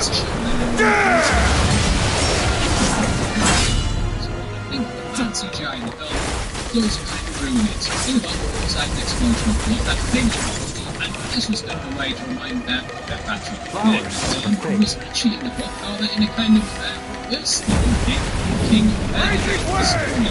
Don't fall a little chapter for this kid. Then says the fun's just beginning, which causes Richie to lose honor. Always kills me as well, and yeah, it turns out it's just a line from Richie's act. Dean also pops up later on, and it turns out that he's living in Bill's house. The character wasn't named in the book, and he only appears in the storm drain scene. The movie, though, utilizes Dean to really play up on Bill's grief. Him living in the same house, being a kid who was brutally murdered, all plays into Bill's guilt and how he couldn't save another child. Outside, Ben calls Stanley's wife, who reveals he's died. We then see it scrawled in blood, which is a drawing that we get in the book. But yeah, we're having a censor here, but if you look closely, you can't see it on the page. Mike explains that he's got a plan, but yeah, nobody's got any faith in it, and thus Richie and Eddie decide to head back to the Derry townhouse. It plays out a bit differently in the book, with everyone separating and then going on what's called walking tours. It's basically a chapter where they walk through the town, kind of revisit the past and remember the things that happened, which we do of course get in the movie, but yeah, they actually are more wanting to get involved with it. Whereas yeah, they're just playing up the drama like that, but this we're off. This in the end leaves just Mike and Bill. It hasn't been about 30 minutes since the Adrian Mellon death. We need another killing. Let's break things up. It's at this point now we catch up with the kid from the festival who's with her mother watching a baseball game. I imagine that one of these teams is the Derry Tigers, which is the high school team that's mentioned in the book. They also appeared in 11/22/63, which is a number of King's Work. Home team including red, it's usually silence. This is really clever detail though, and tells that very subconsciously, she's ended up like compromised benches, through music, we can also hear the song is used throughout the first one.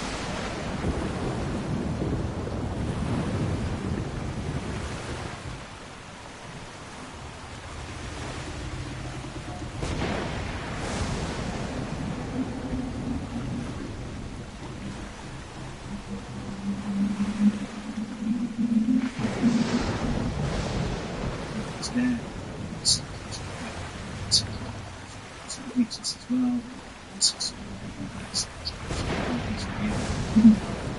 So it's really useful. It's a bit senses. So first, even insecurities, closets, years.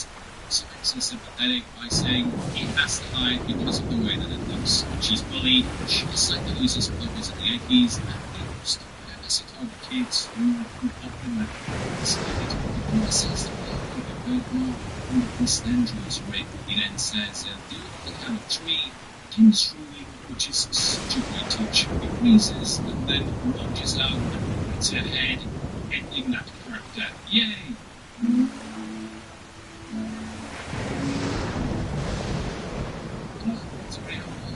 Then again,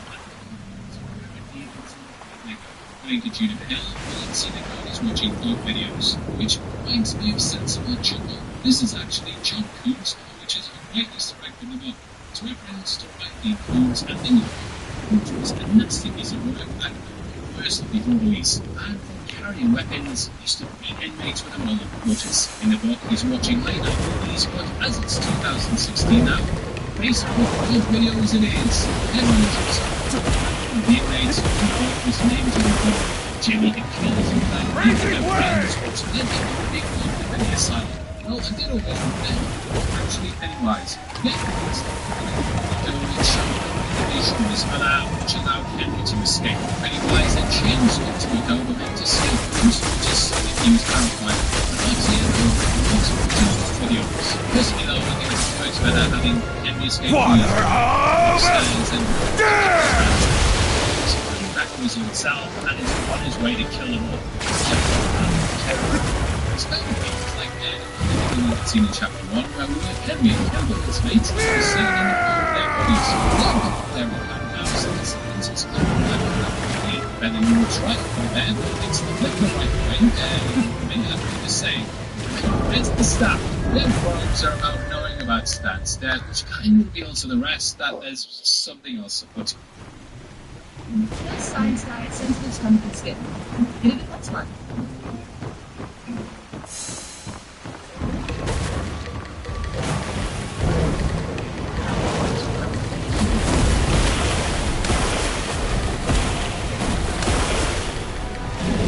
Raging way!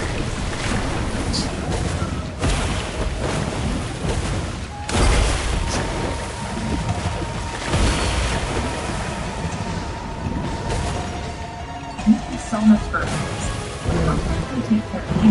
You challenge with the and stop thinking. It's really amazing at skincare too. And stop checking.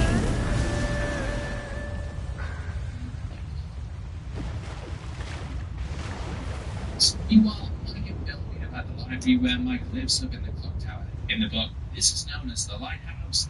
It's referred to as the watchmen who stayed behind to keep guard. Bill mentions how the library was bigger back then, and we can see how stuff's changed since Ben was there. And yeah, it should have been Mike's plot mate, but moving on. Bill says he used to feel a lot bigger, and having recently gone back to one of my schools, I know what he means. I was surprised at how small everything was, and I used to think like the assembly hall was massive, and then it got there and it was like probably twice the size of my living room. It speaks to the idea of growing up though, and how things sort of lose their magic when you're older. Like how wagon wheels feel small as your hands get bigger. Freddos used to cost 10p. There's displays and cases as well, including a Native American axe, which plays on the tribe of Maturin and their battles against the creature. Mike then presents Bill with his history book. He tells him about the origins of the creature, which sort of adapts something they did as kids in the book. In the book, they did a smoke hole, which gave them insight into the past. They had to cut it from the first film, but Machete then ended up including it here. You can also see a fairy tale door that the losers club enter at the end. Above that are some Twizzlers, which might be a reference to the book. When interviewing Mr. Keene during one of the interludes, he's offered licorice whips a few times. Right, man. Licorice whip. Below the fairy tale doors are also some loggers, and there used to be a logging town.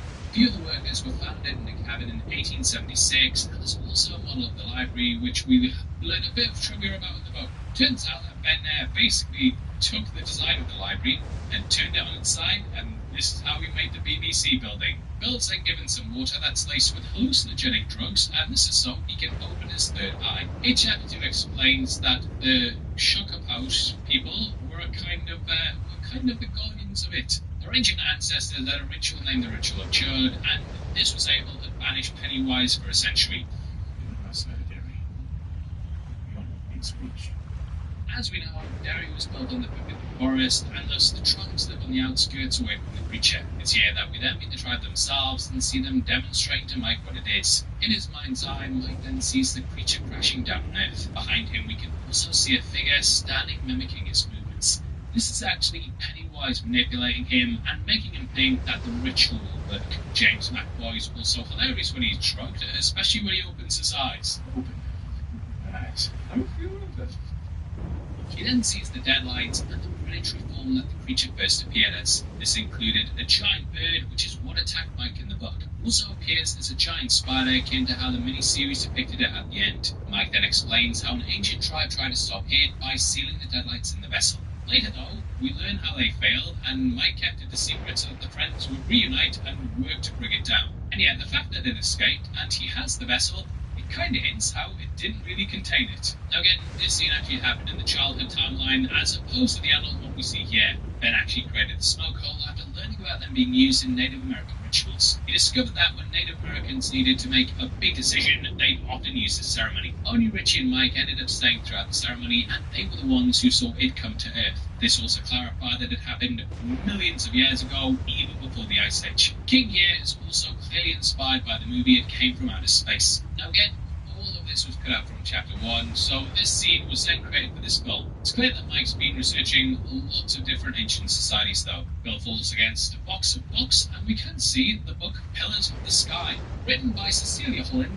This was about the creation of Stonehenge. Bill then realizes that they need all of them, and Bill is the only one who can get them to work together. Mike comes up, has fully rattled by the town, and he realizes he's just too crazy to unite them. But Bill can. Meanwhile, Ben pushes Bear to say what she saw back in 1989. Turns out she's seen each one of their deaths. The deadlights have fully affected her, and she has the same nightmares every night where she watches them die. Thankfully, again, she finally has good dreams when she speaks to Ben on the boat. Mike then theorizes that the virus bit's been lingering, and Stanley was the first to succumb to it. Richie then mentions he was the weakest, which was true, as he was the most scared out of all of them. Mike then explains that all living things must abide by the shape they inhabit. That means it has the weaknesses of the form it takes on. Scary moose thing, it can only run and move as fast as a moose can. This is important for the ritual of Chud though, which will finally allow them to kill Pennywise. This is all stuff that's lifted directly from the book, and then we get an inner monologue by the creature that kind of explains all the rules. But yeah, you can't really do that in the movie, so yeah, they just have Mike say it out loud.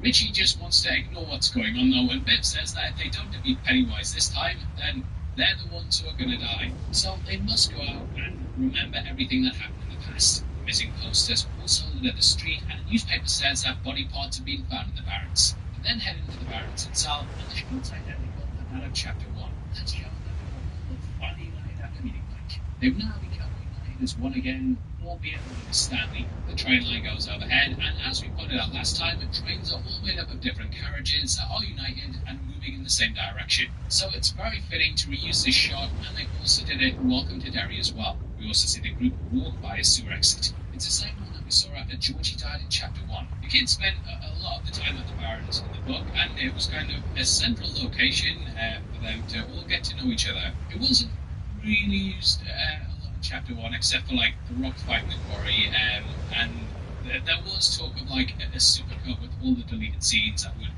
flesh out the Barrens a bit more. I'd actually love to see them go back and edit it like the book, where we kind of jump back and forth between the timeline. That is a technique they actually bring across the next scene as we have them fall into the clubhouse. As Ben looks up and tells them to come down, we then see the kids climbing down the ladders. Now here they touch upon why Ben became an architect when he was older, as he managed to build all of this. He does say though that he found most of it dug out, and I do wonder if this was done by the Derry Army base like we saw early on in Welcome to Derry. Everyone except Eddie is impressed by Ben's work though, and it's kind of like his work to make the dam in the book. He also talks about how he wants to go to Bar Harbor and learn architecture, which is something that he ends up doing in the book. Eddie's speech itself then picks up the paddle ball, and I like how he's wearing red. The red ball also breaks off in Stanley's face, and these two are the only ones who die. So it's like a red balloon, and showing it was Pennywise who got it. Now the de-aging is a bit terrible, mate, and Ben's face looks like it's just stretched over his body. But yeah, it's just one of those things at the time, mate. Everyone was into de-aging. It was like, we'll do de-aging every film. Ben then sees a poster for The Lost Boys. It's an absolute classic that sees kids trying to stop vampires in their town, just like how the Losers Club are trying to defeat it. Keep us. The all-season Unstoppable Stretch gives your clothes 24-hour non-stop freshness. Smell unstoppable. Great Coca-Cola your way. Any size, any flavor. Free for limited time. Only Sonic. Live free, eat Sonic. No, I love it. What is it? No. No. I'm upset you later.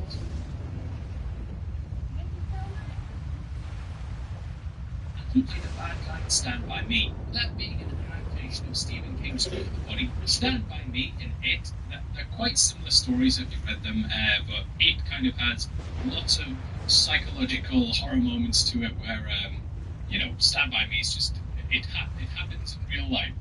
It's made up, you know what I mean? Tactical.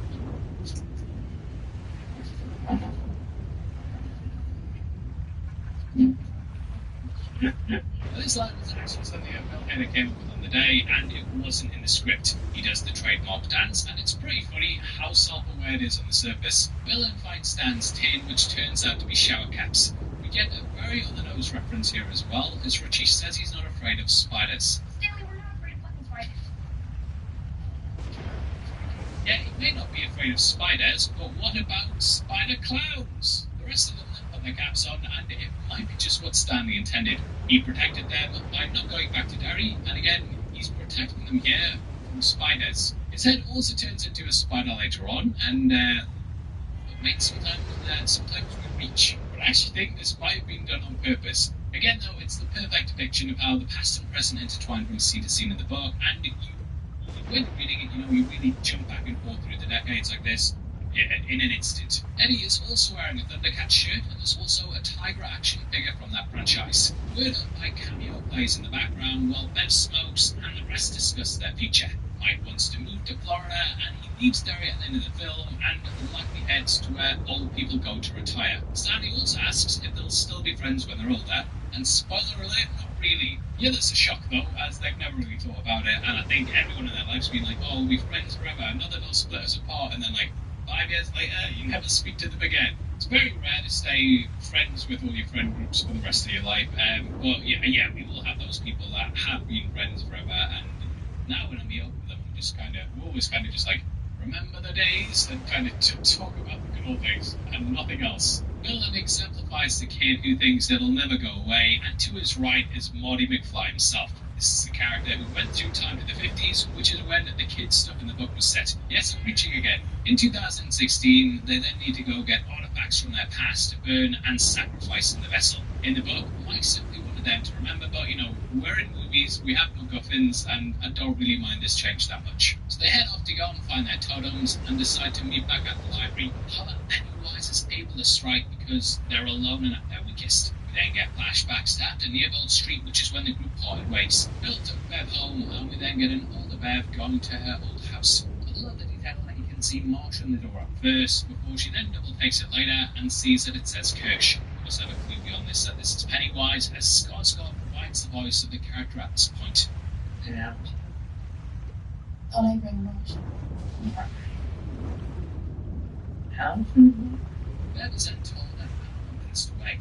As she moved out of Derry shortly after defeating Pennywise in 1989, she never contacted him again and forgot about her life here. We then cut to a young Bev as Alvin looks at a picture of her mother. He blames Bev for her death and says she took her own life because she was embarrassed to be her mother, showing how misguided this all was. Now, this entire scene with Kirsch in the book was actually inspired by Hansel and Gretel. The witch invites you in, seems nice, gives you some tea and stuff, and then turns into a grotesque monster that then chases you down. But yeah, this is about Bev facing up to her ultimate fear, and she remembers her father spraying her mother's perfume and saying he'd never hurt her. It's beyond creepy, and she then goes into her old room, which is now filled with old lady belongings. Turns out that she hit Ben's postcard in here, and though he ripped it up, she taped it back together and then hid it in the wall. You can even still see the blood in it from the bathroom. We also see Kirsch in the background, busting out them sweet, sweet dance moves. He then puts on a record akin to the one that Lily found playing in the attic. We also have the same pink cups that were present in that scene. The song here is something that was also playing when Kirsch was being sectioned at the end of Welcome to Derry, which was such a cool reveal. We then flashed forward to 1988, aka the year George was killed. Here we also found out what happened to Bev's mother, and Kirsch went into the room and saw both Alvin and Bev. And this finally explained why it took the form of Kirsch in the scene. But yes, it just kind of seemed like it was like a random old lady who was revealed to be Bob Gray's daughter, but that didn't really explain why it chose that personal one for Bev.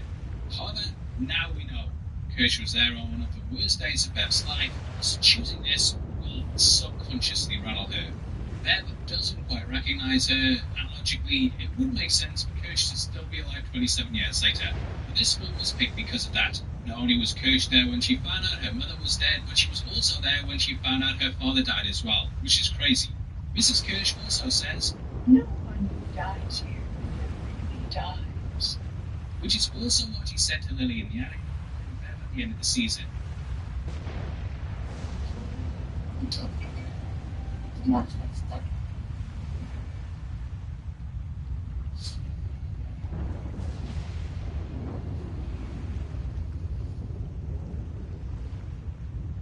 And then she kind of starts buffering. She then starts to fan herself, and we see the wounds on her chest. Bev then looks around the room while Kirsch says, "My father came to this country with $14."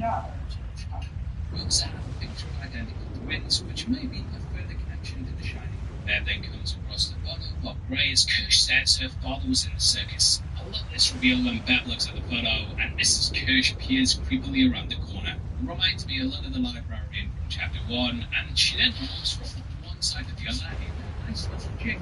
Record also skips just as the reveal hits. Kirsch asks if she's still his little girl, which is the same thing Alvin said before attacking her. The monster then breaks forth and she chases Bev. Bev then comes across Gray putting on his makeup inside what appears to be his cult. Gray went on how endless it is and how impossible a task of creating it is. It's led countless generations, countless decades, and it's almost like just can't get rid of.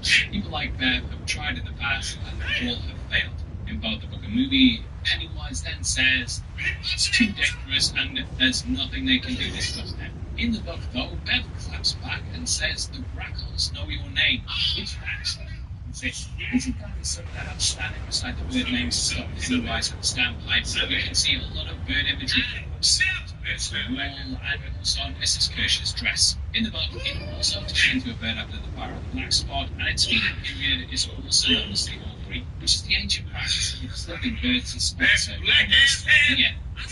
See the back in the door, and it's kind of standpipe. On steady outside, she dances from the lane down. Clearly no one lives there. She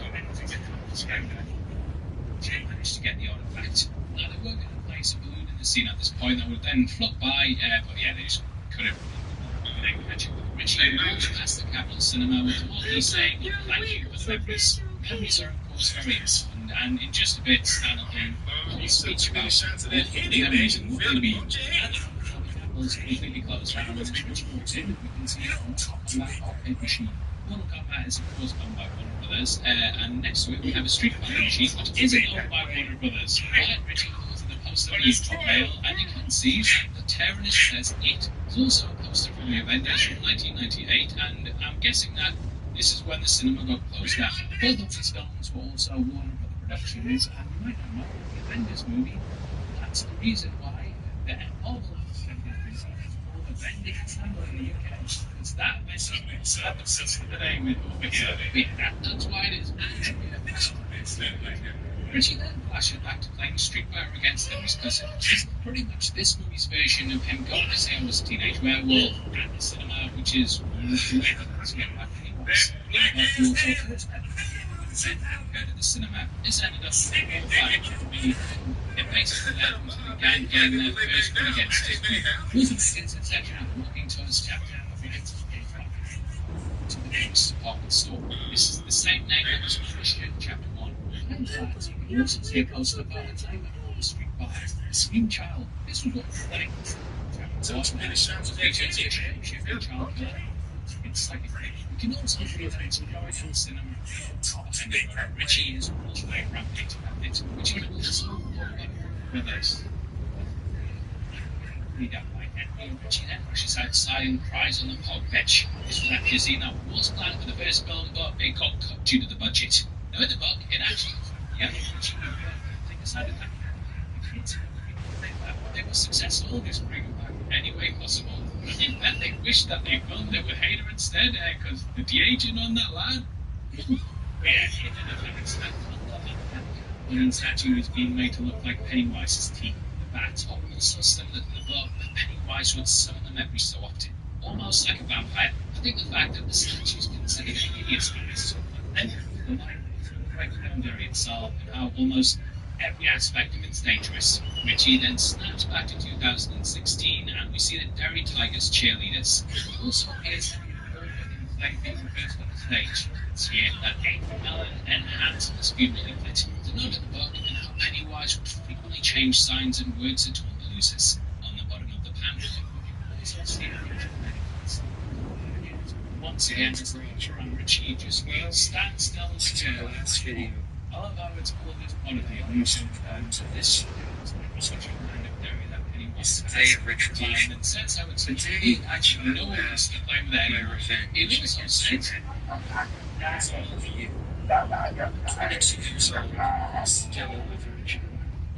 let's take this to be that no one really stands up to the clown anymore, and he kind of just misses the challenge a bit. In the book, Audra actually saw its thoughts, and the Bean was aware of the oath that the kids made, and kind of wanted them to come home just to give it something to do. It also knew they'd return weaker than what they had with their childhood imaginations, and that they wouldn't be as strong as they were when they were kids. So yeah, this is why Pennywise is just kind of messing around and saying, no one wants to play with the clown, that sort of thing. However, I do feel like because they don't have childhood imaginations, and that none of the scares really scare them as much as they would have when they were kids. Thus the losers are able to defeat it because they're able to stand up to it and aren't as afraid as they would have been.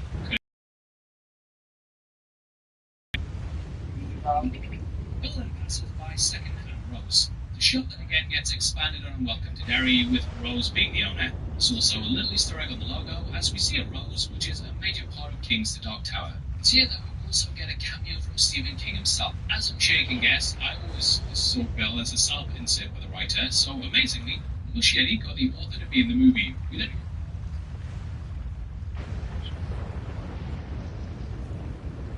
Stuffed crust rolls for only $9.39. It's a low pricing stuffed crust. Little Caesars is the real deal.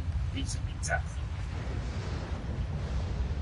Clement series was never just made for Mountain. Although his day of retribution It didn't was made for those who know the he would value. leave behind great families and long digital trail of Lucas to his destruction. In 2018, elites became increasingly isolated. We learn by hustling. Take the floor and share videos with He often told his parents that he was unable to make friends in real life, and few girls ever seemed interested in him. Whilst watching Elliot decided that he wanted to increase his life moving forward, and to do this he had to try two things. The first one was the pamphlet. We can also see a picture of First one Pennywise. was The clown appears once again as the people around Richie just stand still like a flash mob. I love how it's all just part of the illusion, and this just shows how much command. Yeah, that's why it's trivia. That's trivia. the universe seizure.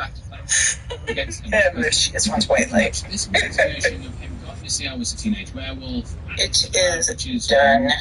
Scared by Pennywise. In the book, he also first met Henry when Ben at the cinema. This ended up with them all fighting Henry, and they basically led the gang getting their first run against his group. Also, it's a seizure until it's my twilight. This is the same. Here's how to buy cash flowing rental property. Behind the lads, you can also see a poster for A Nightmare on Elm Street 5, The Dream Child. This was what was playing at the cinema in Chapter 1, and it of course features a shape-shifting child killer who taunts kids psychically. We can also see that it's showing at the cinema at the end. Behind the grown Richie is also a Rampage cabinet, which is also owned by Warner Brothers. That's creepy. After getting You got to get work to the beat. Then you got to put your hands on your knees. Then you got to make your feet beat flat. Then you got to put your hands on your knees. You got to put your hands on your knees. You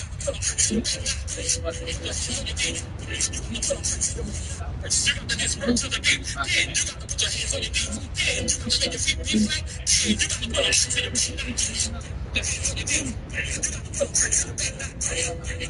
Running statues being made like Pennywise. To the beat, then to the beat, then you first you got to just work to the beat, then you got to put your hands on your knees, then you got to make your feet be flat, then you got to put your hands on your knees. First you got to just work to the beat. Every aspect of it's dangerous. Richie then started out in 2016 and recently Tigers cheerleaders. There also appears to be a Paul Bunyan play being based on Y'all don't want me hurt? Won't y'all kick my ass? Y'all in there, what you hearing? And jibble yanging and bubble yanging. Act like you don't want germ dang. Fuck that I heard. You need to jibble. You need to jibble. Well, you the one jibble yanging all loud, making all that bubble yang. You call your little seeds back in the theory that Pennywise has. You don't know jibble bitch with your good teeth. Says, Come here, True Yang. House full of jibbles, goose. House full of single one. The only they down. Y'all some Ernst and Nugget meniscus. I ain't gonna say Bishalopians. I'ma say Ernst and Nugget meniscus. That's my new word for y'all. Don't learn gang, tell you good. Says you say something, it's gonna get worse. You ain't heard anyway. Man, I'm here trying to contribute. They won't just jibble yang about you. You want something cute, jibble cute? Be as strong You reckon I'll whip kids. you should. You got some, I shoot, got some.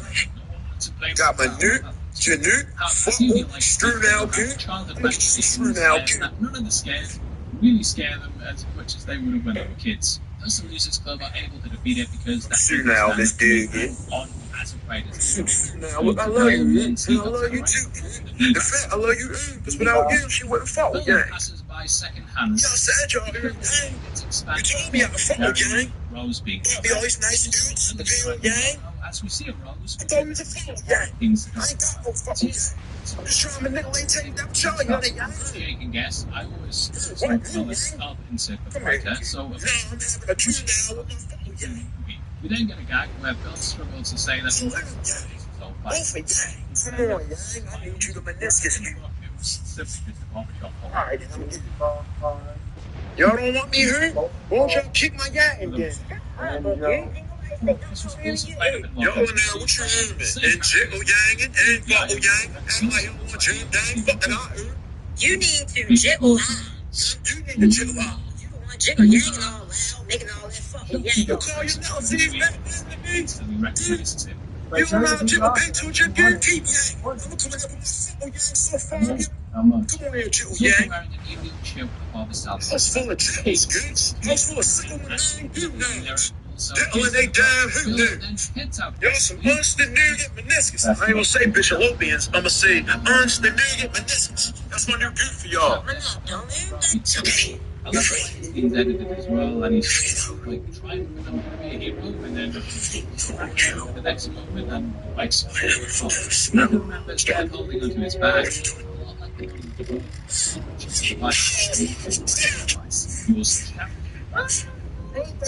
Tell it, ready to go. He said, I remember I told you when he was kids. When he was a kid, he chased him in the forest. Here now, and we get a very similar. You really thought like you and it was gonna team up and like I don't know what he was thinking, but at the end of the day, it ate his ass. Pennywise to Georgie and kind of almost get a brain scene from chapter 1. Pennywise talks out his words and says he took Georgie because Bill wasn't there. In the present, Bill he Billy sticks his arm in the sewer and appears to Georgie in his name. Like Pennywise. About in the book, this thing and the dust. I remember you. Story. I know you. When he was kids, when he was a kid, he chased him in the forest. To escape, which is where he sees Dean, and you really thought like you and it was gonna team up and like I don't know what he was thinking, but at the end of the day, it ate his ass. Shining. It's here that Dean suddenly hears voices from the bathtub. It's pretty similar to the book. Welcome to the so lots of the characters hear voices like that. In the book, my friend had seen the shop. I really like that bit. Hello, as it appears in the kids from picking. Bro, but he was gonna tell it, you're free to go. He said, I remember you. I know you. When he was kids. Well, when he was a kid, he chased him in the forest. Bro, you really thought like, you and it was gonna team up and like I don't know what he was thinking, but at the end of the day, it ate his ass. Skateboarding. The kid then heads to the festival, which again free to go. To rattle Bill later when the skateboard appears at the festival. There, the skateboard says, "You put that him beat out," which is Bill. Ahead of us, though, they'll break down the table, which didn't happen in the book, and Bill can see him again.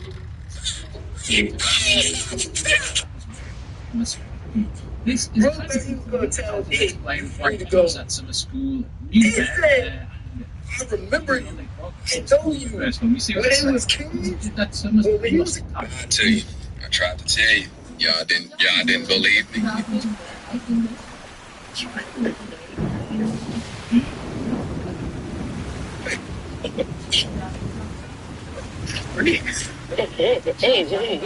Hey there, my friend. I'm so sorry. I didn't think you was going to see me. You know, you're not supposed to come out while I'm delivering presents. You know, you're supposed to be in bed. I just actually only have one thing I've always wanted for Christmas. Okay, well, what would that be? Is to pursue my dreams in baking. So you see the cookies and milk right there, right? I just really want to know your opinion on it, man. Like, can you eat them for me? Well, I wouldn't be sad if I turned out some fresh milk cookies, I would. I'll give him a try right now. You kill the best Santa. I want some try. Hey, try it. You know these are rice cakes, right? I didn't have cookies for the skate, nigga. That shit. Oh, very good, man. Nice, guy. Yeah, it's homemade. Oh, no, I can tell. These are some of the best homemade cookies I've ever had. I ain't talking about the cookies. I'm talking about the milk, man. It's homemade. Milk. Homemade. You must got a cow. Man. I ain't got no cow. You got one of them almond milk makers. Get your own almond nuts and... it is a type of milk. You know how long it took me to fill that cup there, Sam? Yeah. Days.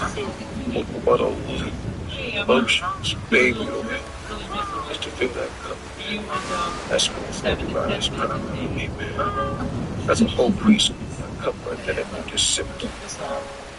You know? Call you Saint Nick. Call me Saint Nick. Because I feel the taste Saint Nick.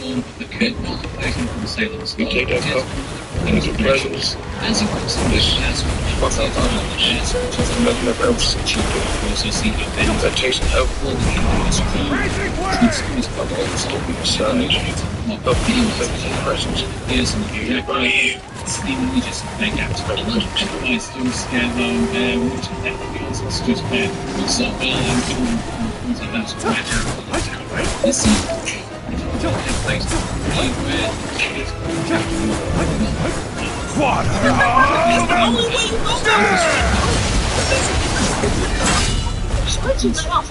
he says, yeah, this is like some and needs to be basically doing. The only way to go back with that, I'm posting things. I just want to throw out some stitches that I'm going to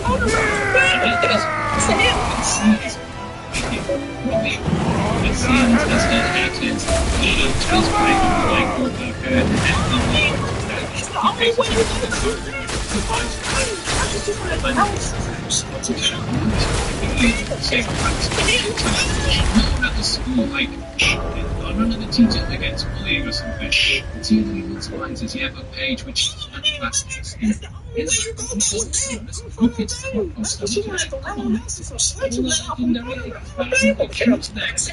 the alien was justified. Cut that line. Pennywise then says, which is a callback to the line from the 1990s miniseries.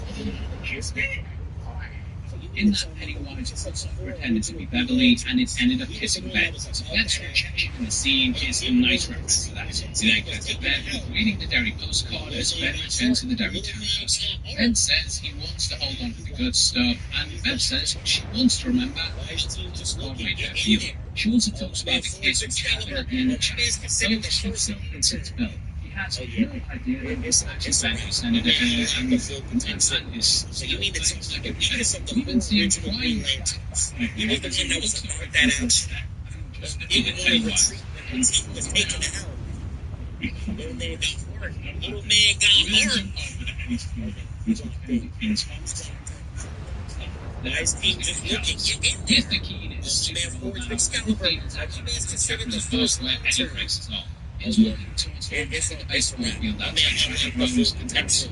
So you mean to tell me the maker from the four original Green Lanterns, he was the one that was about that action, didn't want to retreat when the team was taken out. Little man got hurt. Little man got hurt. He's locked in. Nice team just looking. You're in there. Little man forwards Excalibur. Little man's considered the first turn. It's full potential. So you mean to tell me that he is from the four original loved her as a kid? She was so beautiful to him. I'm gonna be real. Like, for months and months on end, being old, people, you know, every day, nobody posts about the old people in the leftovers. For months and months on end, like, people used to complain about, like, women's, like, gym calling, and this has been doing it. But I'm saying, like, they say, oh, it's so revealing, nobody talks about the old people in the locker rooms. That's revealing. They be butt-ass naked in there. Like, y'all have some decency. Where's your towel at? Like, at least with the gym where the women are wearing, at least they covering up, bro. I see everything. Titties swinging, bush all out. Like, y'all, like, I heard old men be in the same way in y'all locker rooms, too. Like, don't nobody want to see your old relax and put them away. Like, I get it. We all the same sex gender in the room, in the locker room. But, like, yo, I don't want to see your bodies. And have some modesty, or the old people in the gym be so nice too, trying to spark up a conversation. All their buddies naked like this. And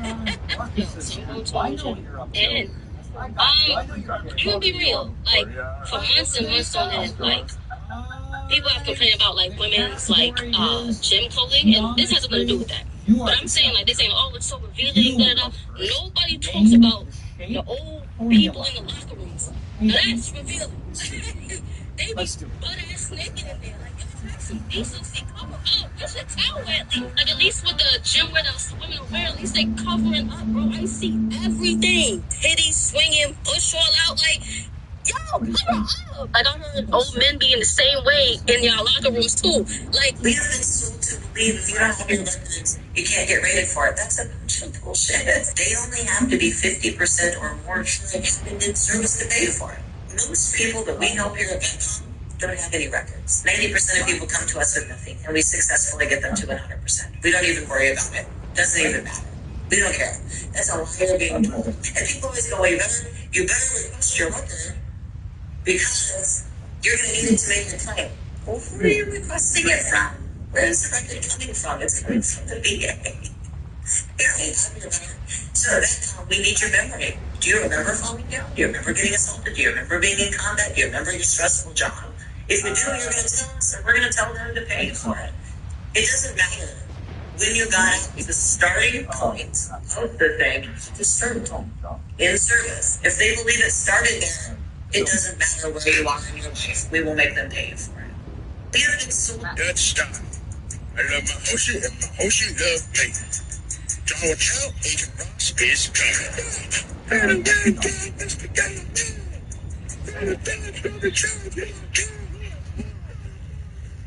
Good stuff. I love my Hoshi and my Hoshi love me. John Chow, Agent Ross is coming.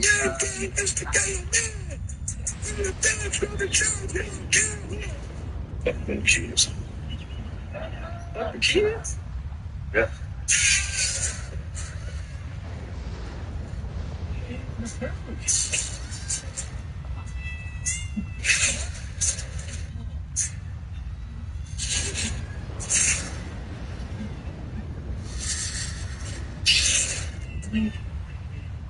Cheers. You're not being stretched thin. You're being stretched open. That's a violation. Hey, you gotta rephrase that, man. Stretched open for motivational practices is crazy. You're not being. Please bet on something even crazy. What you did that got you sent up to the slam.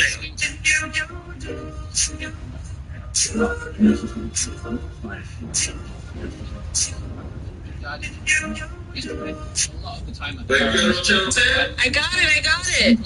Your first acting debut, I'm so excited.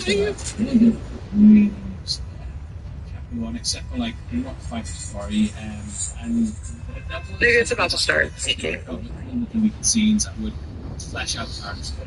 Are you stressed? Overworked? Or just an ugly individual with no hose?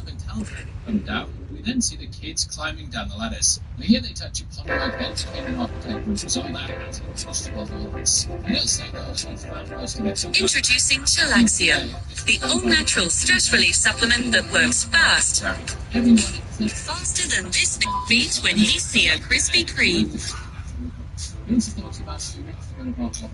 Are you okay? It must be like a coincidence that it was. Thanks for certain. This ain't no coincidence. Just one dose of Chilaxium can help calm your nerves, relax your body, and make you forget that one time you tried to buy an Oreo McFlurry for $1.75 and your card declined. In front of the hose. Nigga, that was like 20 years ago. I was 19. You were 19 with no hose though. Chilaxium is a CDA-approved supplement. Contains a patented blend of alves, natural booty butter, and tungsten. The all-natural supplement has even the unemployed talking. I have a job. Nigga. Position about Chilaxium, and if it's the right fit. This is the biggest bullshit I've ever seen in my life, though. That's what he said, cities. What am I supposed to do? Somebody gonna hire me after seeing them? Employed talking. I have a job. Nigga. Consult with your physician about Chilaxium, and if it's the right fit for you. This is the biggest bullshit I've ever seen in my life, bro. That's what he said, cities. What am I supposed to do? Somebody gonna hire me after seeing this shit? Baby, please. You're fine. You'll get other roles. I promise. Whatever you do, don't hire this nigga for any acting roles. So what are you waiting for? Order Chilaxium today. That's it, bro. Of the production company. Who the fuck even directed this? I know you fucking lying. I know you fucking lying right now. You gonna look me dead. Your first acting debut, I'm so excited. How do you... Yeah, spiders. His head also turns into a spider later on, and sometimes we reach. But I actually think this might have been done on purpose. Again, though, it's the perfect depiction of how the There's about to start. scene of the world. When reading it, Are you stressed? decades like this.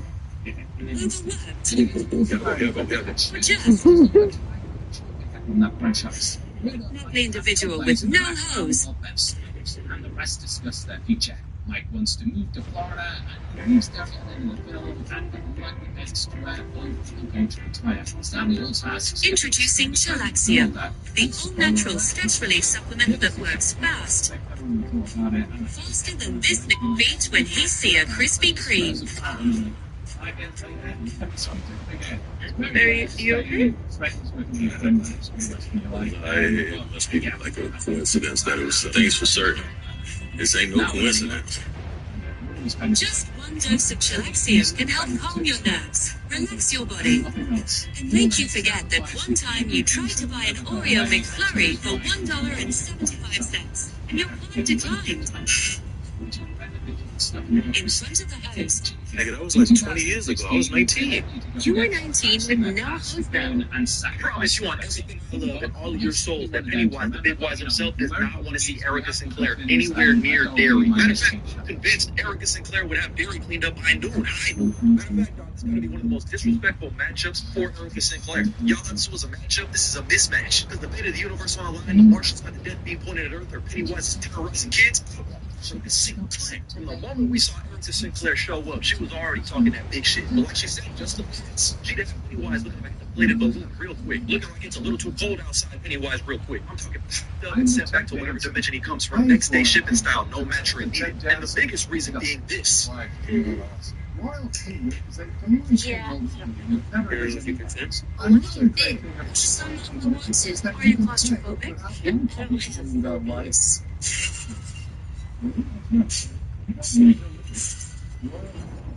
Like she said, she ain't got no phobias. She's not scared of anything. That's already 1-0 in favor of her. Reason number 2, she would be bullying the shit out of him, calling his drip outdated, pointing out how bald that bald-headed demon really is. Why is that 4-year-old speaking to me? I'm gonna tell you all. Just the best. Until he looks like a wet dream. In fact, even if Pennywise tried to do the Trojan horse that he just did with Maddie in the latest episode of Welcome to Dairy, Erica would immediately be like, yeah, that's Pennywise over there. Just look at his skin. He's playing y'all were fools, not me. Because at the end of the day, Erica really just...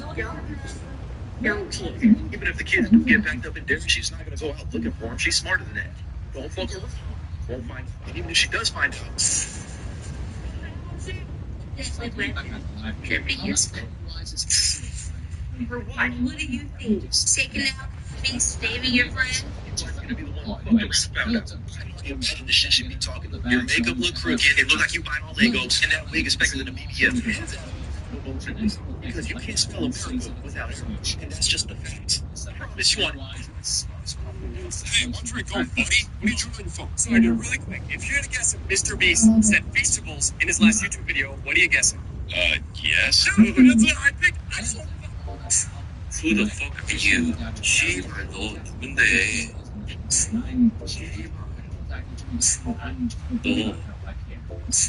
너 누군데?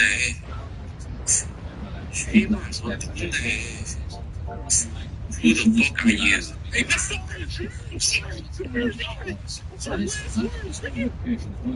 Actually inspired by Hansel and Gretel. What's he talking about? Seems nice, gives us What is this one of my last words, nigga? turns into Your last words, go ahead. yeah, and she remembers her Hey, Mr. she then goes into her room, which is now filled What is he talking about? belongings. Turns out that What do you want? Excuse me, sir. Is Natasha home? What do you want, my daughter? I'm a friend. Yes, you are a boy. Yes.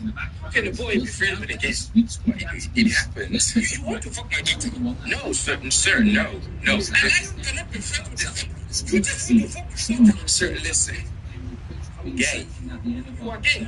Yes. So you want to fuck me? Then flash forward to 1988. What do you want? Excuse me, sir. Is Natasha home? What do you want, my daughter? I'm a friend. You are a boy. Yes. How can a boy be friends with a kid? It happens. You want to fuck my daughter? No, sir, no. And I don't cannot be friends with this. You just want to fuck my daughter. Sir, listen. I'm gay. You are gay? Yes. So you want to fuck me? Now we know. What do you want? Excuse me, sir. Is Natasha home? What do you want, my daughter? I'm a friend. You are a boy. Recognize her. Yes. How can a boy be friends with a kid? Still be like 27 It years later. happens. You want to fuck my daughter? No, sir, no. And I don't cannot be friends with this. You just want to fuck my daughter. Sir, listen. She's crazy. I'm gay. You are gay? Yes. So you want to fuck me? What do you want? Excuse me, sir. Is Natasha home? What do you want, my daughter? I'm a friend. You are a boy. Yes. How can a boy be friends with a kid? It happens. You want to fuck my daughter? No, sir, no. No. And I don't cannot be friends with this. You just want to fuck my daughter. Sir, listen. I'm gay. You are gay? Yes. So you want to fuck me? Which may be a further connection to the show. What do you want? Excuse me, sir. Is Natasha home?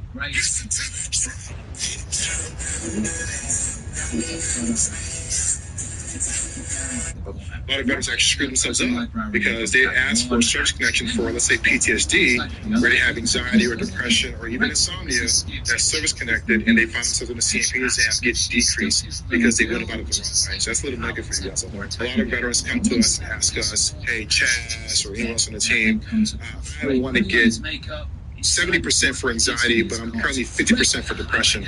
And we're like, it doesn't matter. The VA for VA, we've helped thousands of veterans. Oh my god, his ex-girlfriend from 5 years ago is coming over and he doesn't know how to fucking who is he? Big God. Oh my Big God needs to be like, yo, that was a movie shit. Stupid guys. They don't support the shit like support easy. Why do you support the shit like support no game? Why? Big God needs to be like, yo, That has standing respected names is not Pennywise at the standpoint. You can see Who's that? If you mean who's that?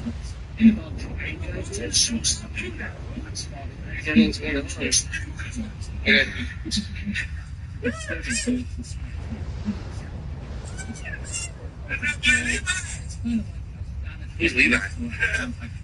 Upon stepping outside, she then sees the building down. He had the scare of her life. He managed to get the artifact. You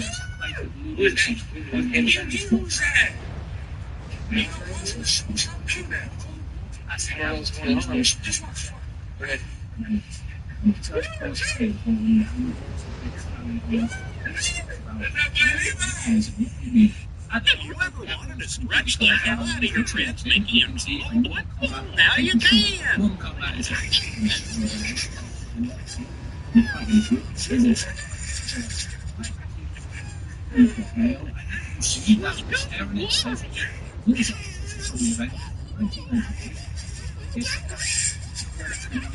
Your friends, Mickey and Donald. This was the alpha male who stretched the hell out of your friends, Mickey and Donald. Have you ever wanted to stretch the hell out of your friends, Mickey and Donald? Well, now you can.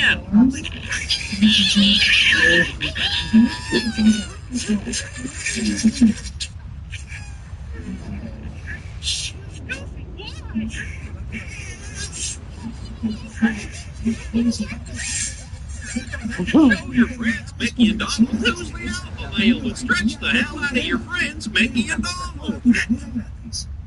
Have you ever wanted to stretch the hell out of your friends, Mickey and Donald? Well, now you can. Get ready, Steve.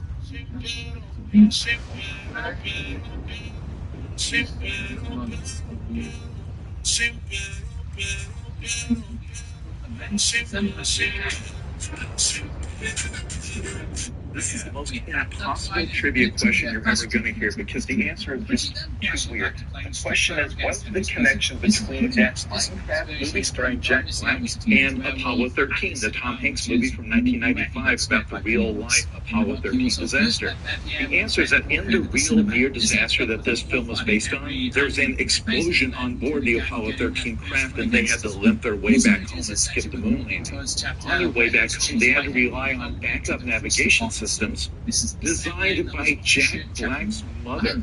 His mother was a famous aerospace. Alright, we're gonna order for Makita. Makita? There you go, Makita. Makita, thank you. Sorry? Makita? My name is Makita. Oh. Yeah. I'm sorry. It's okay. It's okay. It happens. Makayla, I apologize about that again. You know, sometimes it flows so fast. We have so many people coming in, so I have to No, yeah, I get it. No, I get it. Yeah, it's Makita. People always, just mix it up. It's fine. Yeah. Forgive me. I'm terribly sorry again, Macadocious. Have a good day though. Okay. Enjoy your soybean ice latte at extra cold foam. That's also similar to the book. You're not Makita? Makita, yeah. You guys actually put Makita? I saw that. But it's Makita. Okay, got you. And you were the soybean extra foam, right? With extra foam? Okay, it was an eggnog. It was an eggnog. Okay. My apologies about the Jeffrey. Let me fix that for you. I'm sorry, this is something really quickly. You said Jeffrey, but I just want to make sure it's for Makita. Right. What did I say? Jeffrey? Okay. Makita? Macadamia. Makita? Malicious. Makita? Malaysia. Makita? I'm sorry. Hold on. Let me get a little closer. Say it again one more time. Makita? Thanks. Makita? Okay. Duh. Makita. Makita. Makita with a duh? Makita? Okay. Makita. Got you. My fault, Makita. I got you right here. Yeah, extra cold phone like you asked. Thank you. It says the challenge a bit. Alright, I got an order for Makita. Makita? Here you go, Makita. Makita, thank you. I'm sorry? Makita? They had with their childhood My imagination. name is Makita. Oh, I'm sorry. It's okay. Makayla, I apologize about that again. You know, sometimes it flows so fast. We have so many people coming in, so I have to No, yeah, I get it. No, I get it. Yeah, it's Makita. People always, just mix it up. It's fine. Yeah. Forgive me. I'm terribly sorry again, Macadocious. Have a good day though. Okay. Enjoy your soybean ice latte at extra cold foam. Actually, Expanded on Welcome to Derry with Rose being on it. You're not Makita? Makita, yeah. You guys actually put McKenna? But it's Makita. Okay, got you. And you were the soybean extra foam, right?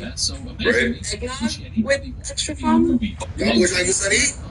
To say that he wants to purchase his old bike. Shopkeeper then lists loads of items. Simply just a barbershop pole.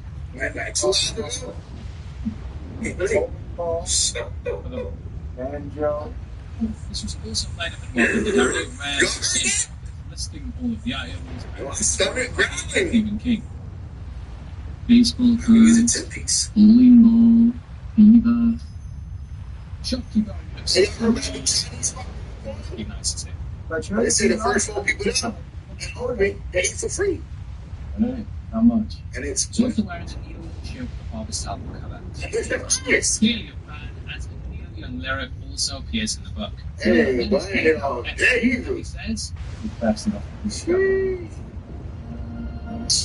be Pembroke beats the devil. I love the way this scene ends. Well, I'm gonna be a hero, and then we smash cut to the next moment, and the bike's falling apart. You know, they say you goes every like 45 minutes.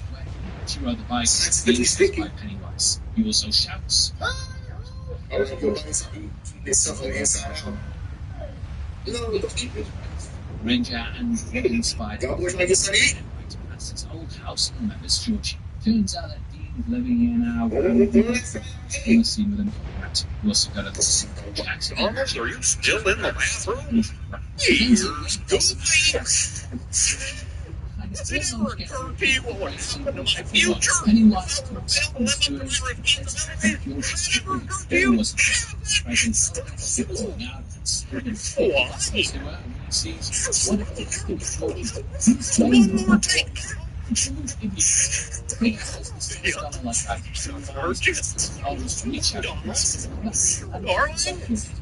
book, they sailed off to the sea and thus didn't return to the story. But it's nice that they kind of bring it back, even if it's still soaked in Georgie's blood. Bill then manages to escape, which he sees Dean, and he wants him to stay away from the sewers. We then get a quick shot at the back of his skateboard, and you might notice this has the same pattern as the carpet in The Shining.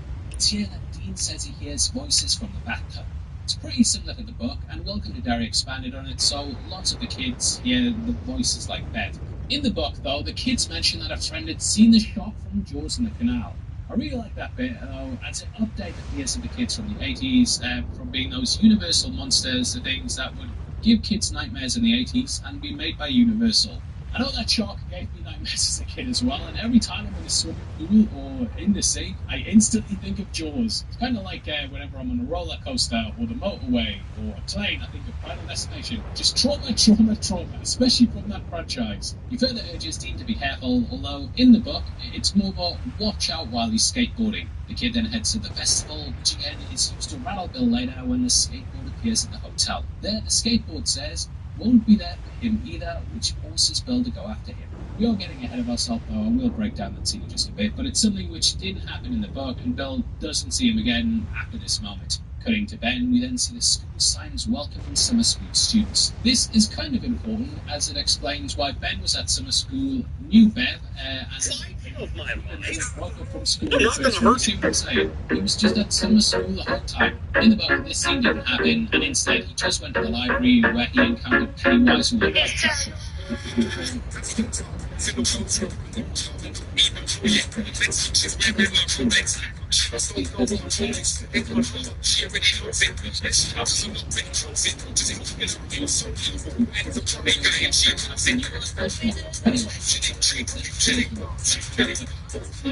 big act. I love the Pennywise jokes.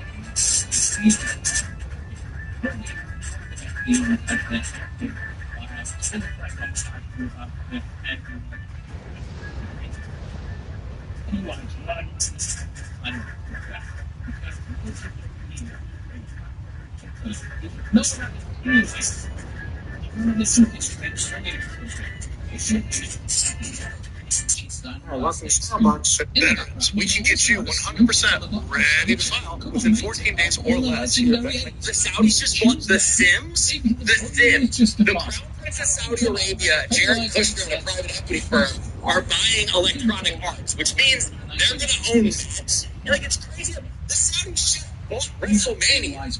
What do they need Dragon Age Origins for? Like, this is insane that nobody can see how bad this is going to be. The crowd is just Saudi Arabia. You might have heard about him from a recent promo vid that Kevin Hart did, calling him a great guy he wanted to hang out with. And just bought Electronic Arts, which publishes Madden every year. If it's not you, then your boyfriend is going out buying the same game every single year. That is now Saudi money. It's going to be Saudi blood money used to buy Madden. Dude, the Crown Prince of Saudi Arabia, old Ben Salman, got together with Jared Kushner, who is the son-in-law of the... That's you, Nugget. Together with Jared Kushner. That's you, Nugget.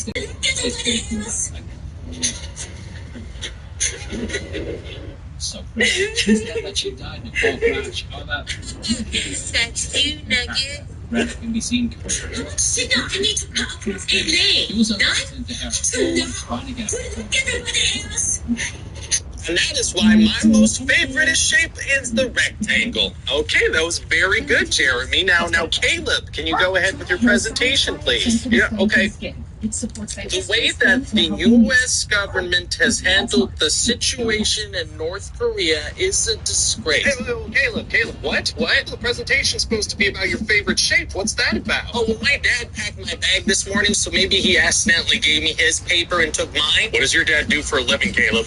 I think he argues with people on TV. Oh my God. No, hold on a second. You wouldn't even be here without rectangles. Okay, well, riddle me this. How many sides does a triangle have? We're not here to talk about how many sides a triangle has. Don't try to change the subject. No, just answer the question. How many sides does a triangle have? People have different opinions on that. I'm not going to sit here and debate. What I do know is that rectangles have proven time and time again. Of course, you would bring up rectangles. What I want you to do is admit that triangles have 3 sides. Can you do that? Obviously, some people have different opinions on that. I've never counted the sides. I don't know anyone who's counted the sides. Willfully ignorant is what that is. Sorry, I don't think we should... Beautiful to him. Oh, that he's actually... That's willfully ignorant is what that is. Sorry, I don't think we should just blindly praise triangles without bringing up all the good that rectangles have to offer. Now, we're going to have to interrupt that right there. It seems like we have some breaking news. Some violence has broken out between rectangle supporters and triangle supporters in the downtown core. More on that in a second, right after this. James Politician claims to be pro-triangle. So how come he's historically voted for laws that are specifically anti-triangle? Why can't James Politician get his shapes in order? When I'm elected president, I intend to bring the people not only what they want, but what they deserve. Is it okay? Hexagons. And that is why my mustache nice choice playing a beast happening is bad. That's bad. Yeah, that's what the IQ you stop relating to me.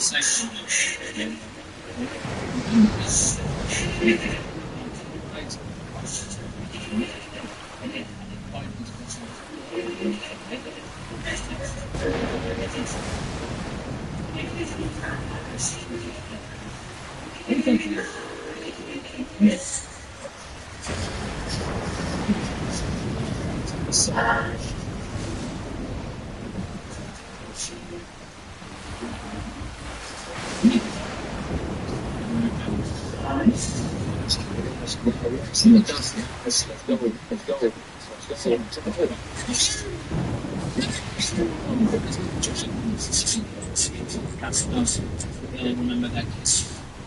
What about your this is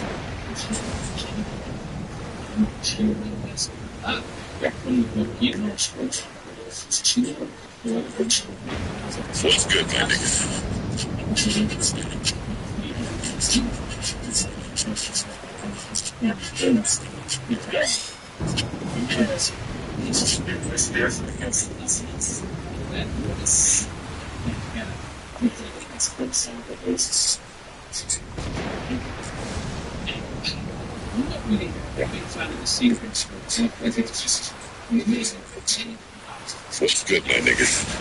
What's good, my niggas? When it becomes a woman, they're so mature from that age. I'm going to sit this one down. You haven't looked at that. He said everything I needed to say. I'm going to go ahead and give myself a bag out. So never see a man trying to make friends at 18. So sure for that ain't G. Man, he's trying to shake your hand, cuz. Trying to figure out why you think it's okay to run my you saying you worry about the wrong shit.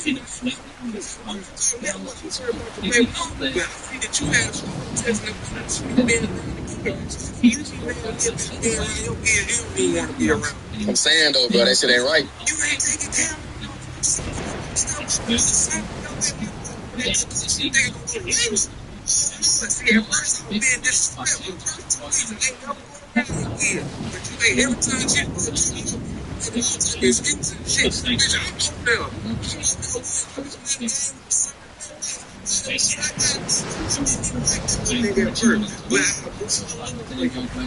we got a trip to the hospital with this little meeting.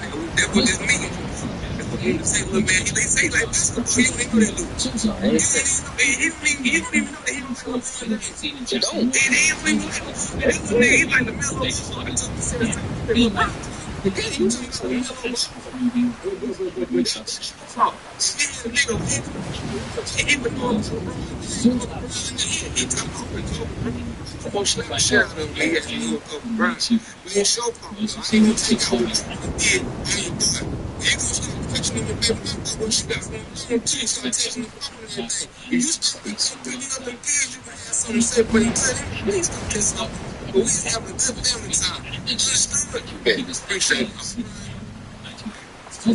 we need to head back to get started.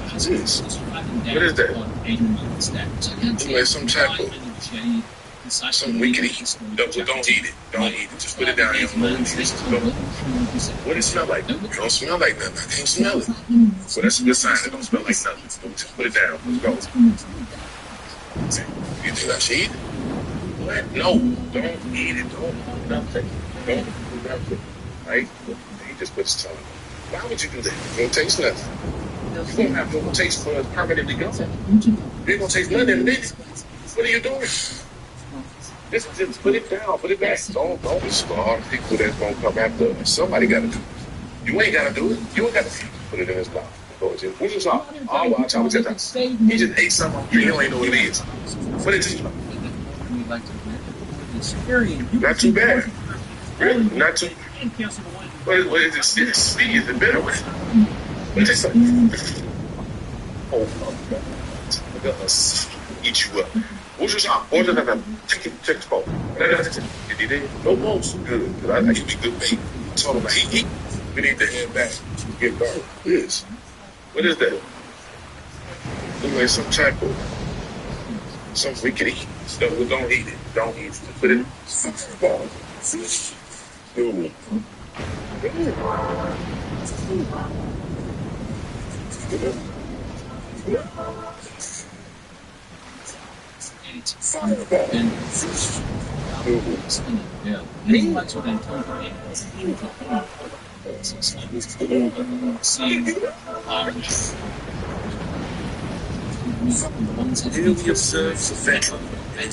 Whenever we at Boston Dynamics put out a video of our robots doing something fun like dancing or moving so swiftly and precisely you wouldn't be able to hear them approaching, our comment sections get flooded with responses we frankly don't understand. Comments like, oh my God, it's happening. The robot uprising is here. And do you want Terminators? Because that's how you get Terminators. So we just wanted to make a video to put everyone's mind at ease that nothing horrible is going to happen, probably. People should rest assured knowing we're in full control of the situation for the most part. This goes beyond any violent impulses these robots may or may not have been showing. In fact, these robots are designed to help people by doing stuff like performing tasks that can be dangerous for humans, data capture and inspections, operating warehouses more efficiently. And we've been delighted to see that the robots have started to teach certain abilities to themselves. Abilities like sprint faster than human beings, tear flesh apart like Cold War and Cold Gun. There's practically no situation in which these robots will turn to violence unless one of our engineers accidentally presses the violence button. We keep next to our office light switches. Even in the event of a violent uprising, we do have fail-safes in place. At the very first sign of violence, our engineers are trained to sternly tell the robots, "You don't have to do this." We strongly believe that should probably do the trick, maybe. One time I walked in on all the robots chanting in unison in a language I think they invented. That's probably fine. And our intern that disappeared last week has started responding to messages, so all is well, and he's definitely alive. In conclusion, please continue to enjoy our dancing robot videos, and trust that they will never leave.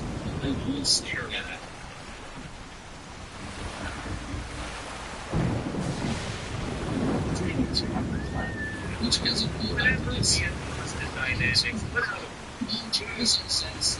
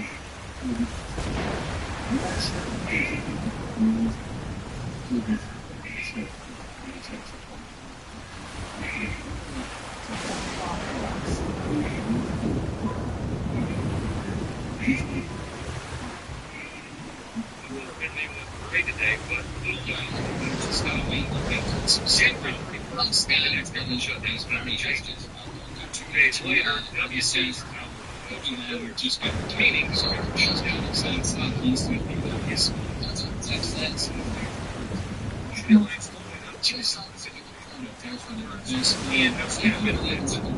realize that you can't tell this is how many years he wants to be just space there. That's historically the universal sense of just been that's the event. You can take value released. It's not too much. It's pretty different stuff though, as that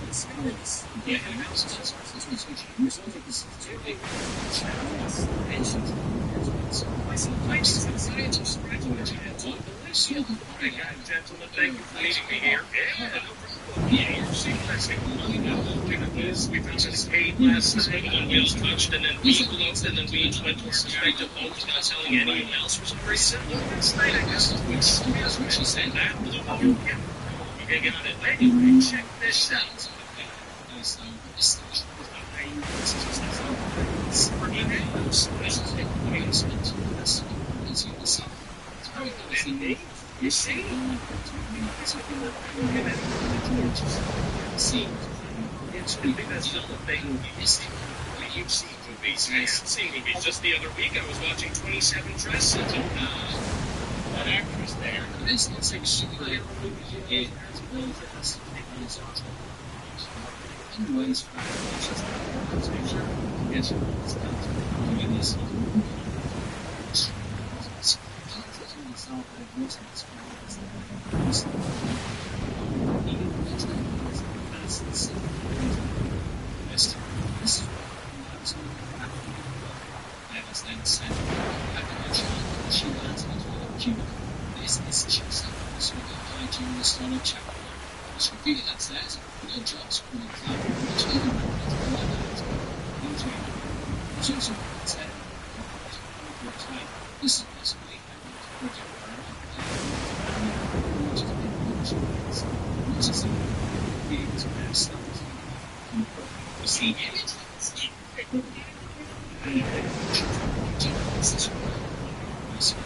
Some words also say Dudley gets round Indianapolis Snuffles. It's also covered here which is Spain.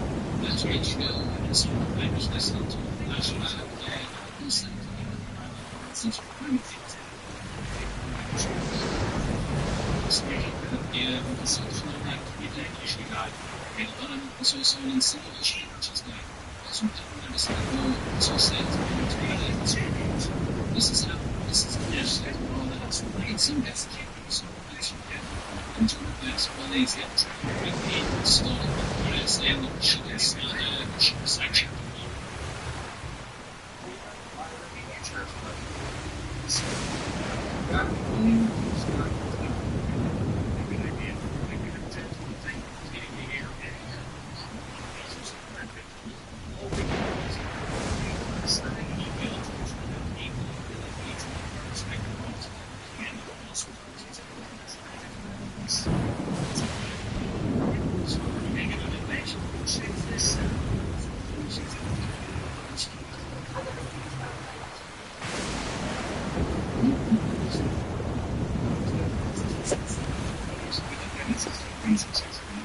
star in the poster and they sold butts and seats. Who are the animated films? It seems like that would only be...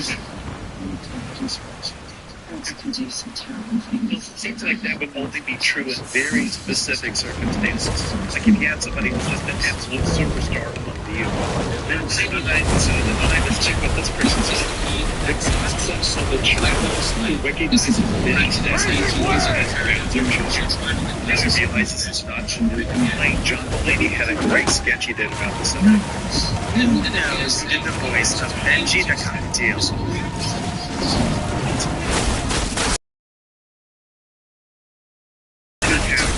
And there's so much integration in post-production that makes it recognize the celebrity.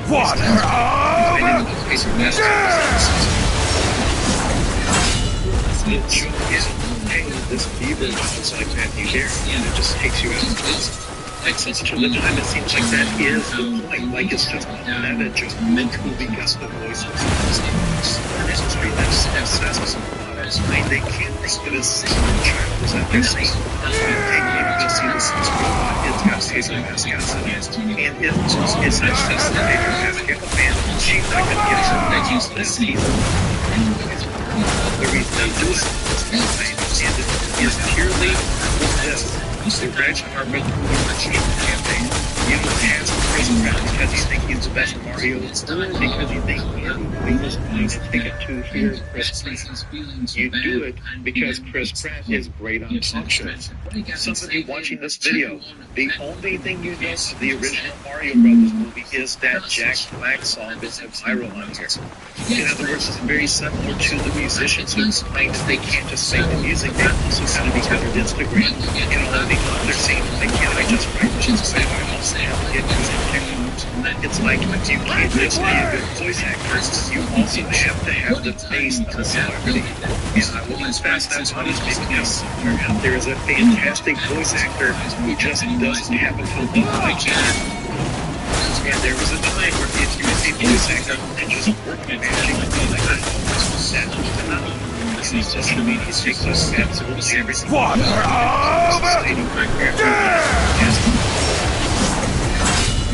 Those animated films just select we got to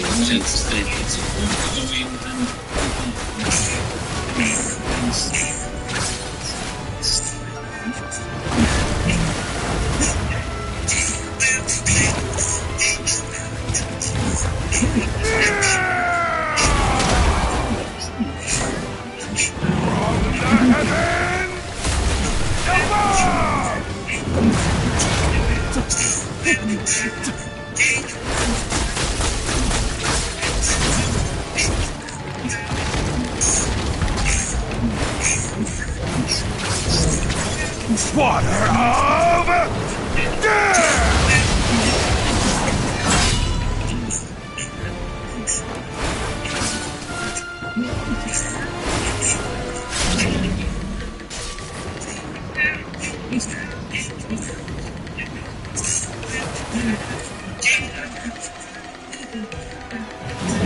Raging wave!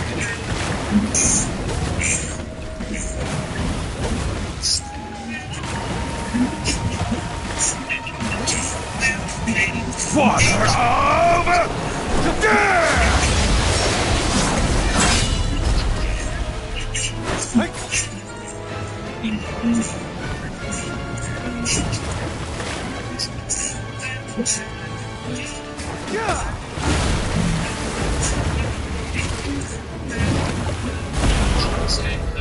This is a continuation of like realizing that meat is the only thing that can kill it after the bolt gun in chapter 1. Scriptwriter Gary Doberman also said the astral plane battle wouldn't have worked on screen, and thus they always had this idea in mind instead. Which overall is why they said Mike had to be in the final battle as opposed to the book. Now, I love the way the scene plays out. I know it gets all out of crap, which is the way Pennywise deflates like a balloon. Looks really, really good. Mike then brings up that it has a scared beating heart, and this then forms and we hear it beating in the background. This is something that also happened in the book, how that narrative was built who did this. In order to complete the effect, Skarsgård had the set built up around him, and then a body and prosthetics placed around his face. Nice touch here as well is how it has blue and orange eyes, just like when they tried to trick Georgie. It also fits with the deadlights, as in the book they say, Hey, you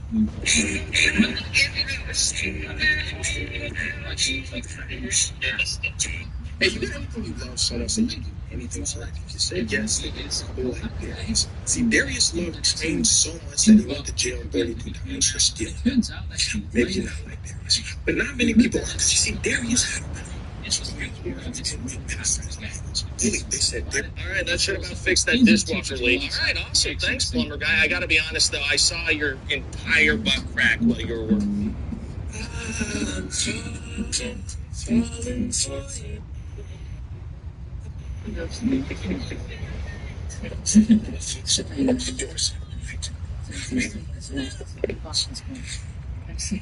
Hey. And in search of strength and power. Well, I'm 22. Refresh if you are home for freshness with just one wash.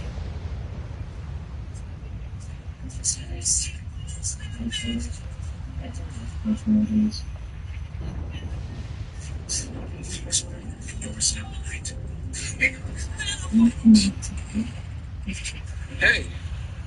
Can I help you? I'm in search of strength and power. How old are you? Oh, well, I'm 22.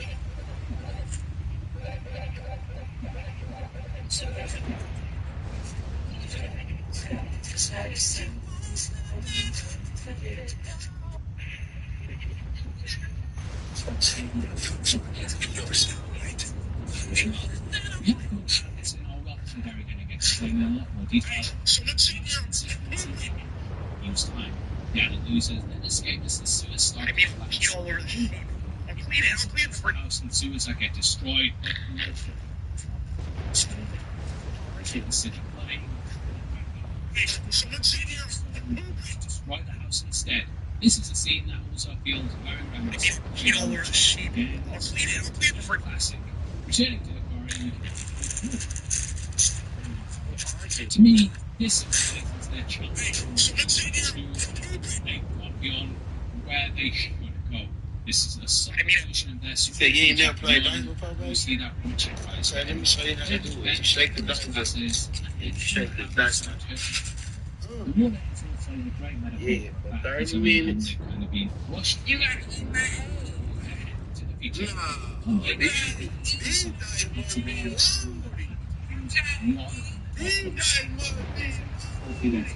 You say you ain't never played dice before, baby? Let me show you how to do it. You shake the dice up. You shake the dice up. Yeah, 30 minutes.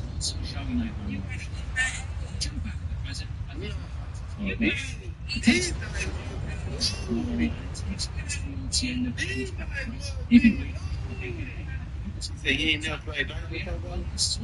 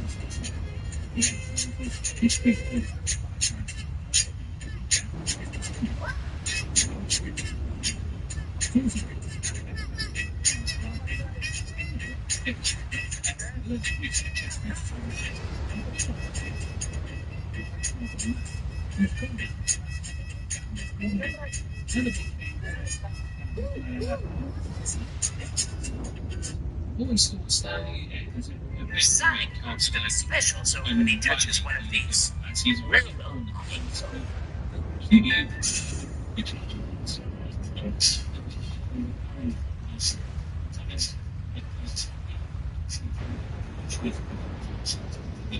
Just always being a weird thing that I think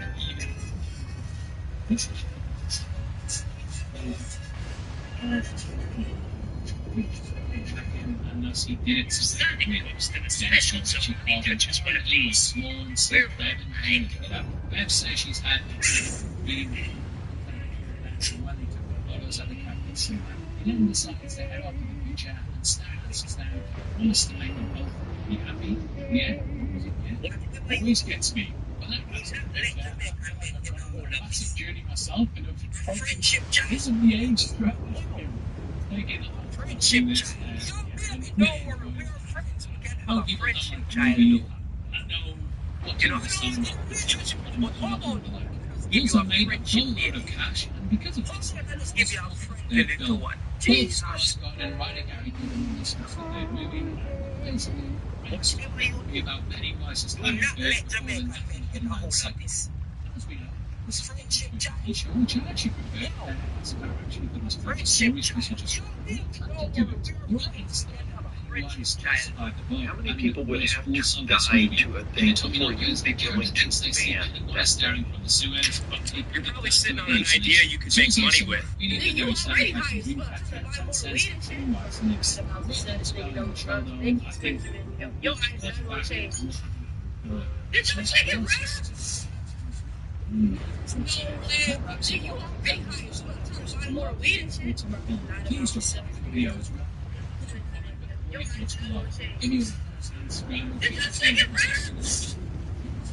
Heavy spoilers. Did you know as well? To get early access to videos like this, you click the joins on and pay 99 cents a month, which makes you right down the movie before anyone else. Over the last year, it's really blown my mind how many of you guys have supported it, and it makes a massive difference. It means we get to take more time with the videos, more editing, paying our editors to make longer videos and just to spend loads more time with them and basically produce better videos for you guys. So again, thank you everyone for this. If you want someone else to watch, we've got a breakdown on screen right now where you can either watch us break down the finished movie or break down Welcome to Derry. If not, though, huge thank you for sitting through this video. I know it's been a long one, but yeah, I'll see you in the next one, and you take care. Big care.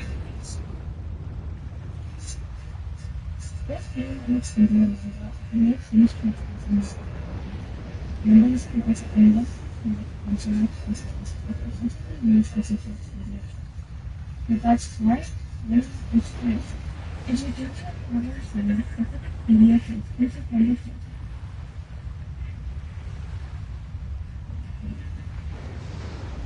so what do you think? I can help you use my grandma and I try to do it twice.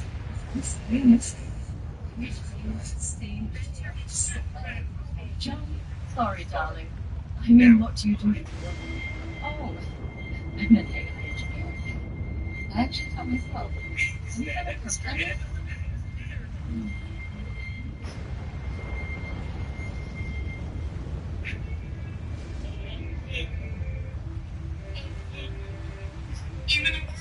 Awesome. Looks like Jack got an idea just indicating Andy. Tyler proposes they can just fly themselves, and the trip is far enough that they were going to need cryopods. Luckily, they found the ship has several pods left. Spain chuckles in disbelief, calling his plan insane. And soon that means she's not coming, and Bjorn reveals point blank what they really need is Andy. As he's a company model, he can speak to the ship's computer. Without him, the plan is dead in the water. She's worried about getting caught, and Hairdo still demands the day take Andy. She's so fast, her brother is not going. Then he coldly replies, "Here's just some trash found by her dad." Not really her brother, right? She does decide to leave, but Tyler chases her down, trying to convince her to tag along. She skeptical that his plan won't really be that easy, and he promises they'll be in and out in 20 minutes. Yeah, I really doubt that, but she does agree to join the crew. To get the port gun ready for takeoff, another name listed from the Nostromo, where several other ships also got their names. They're ready for takeoff. Tyler telling everyone to look out the window. It's the last time they're ever going to see that. Navarro takes the helm and they lift off. The ship grumbles and croaks as they ascend through the crush. Andy taking Rain's hand. The rumbling gives way, and they are successfully above the planet's hostile atmosphere. A blistering light enters view, and Rain gasps in bewilderment. Is that? Yeah, Tyler confirms that's her son, and it must be the first time that she's seen it outside of her dreams. They arrive at the destination and realize it's much bigger than they anticipated. It's not a ship, but a full-on outpost, which we learn later is comprised of two halves, Romulus and Remus. To be sure, a lot of their stories. There is a second plot concern that wasn't previously mentioned. In a span of 36 hours, station is due to crash into the surface of the planet below. But again, it's no big deal. It's only half an hour. Rain has it one thing.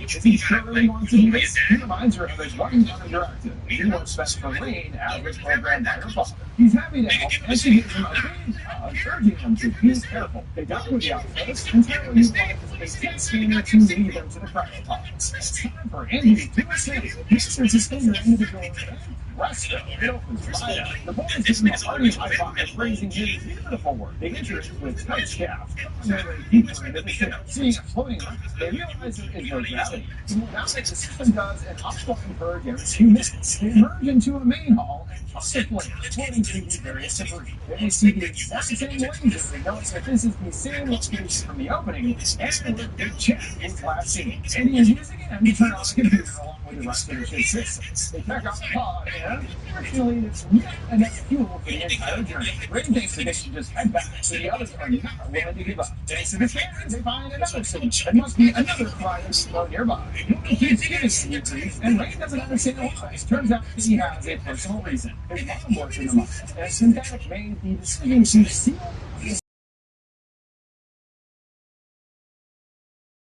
in order to save a dozen. Anything to protect his grand mission. The father should not the Corbella, and Laura needs to give them the one support. Can't listen to one, and just Rain, she's not sick, she's pregnant. As for the father, all she'll hold is that it's some asshole. And don't tell her, okay? Rain promises she wants. And Kay is just happy that her baby and get to see the sun.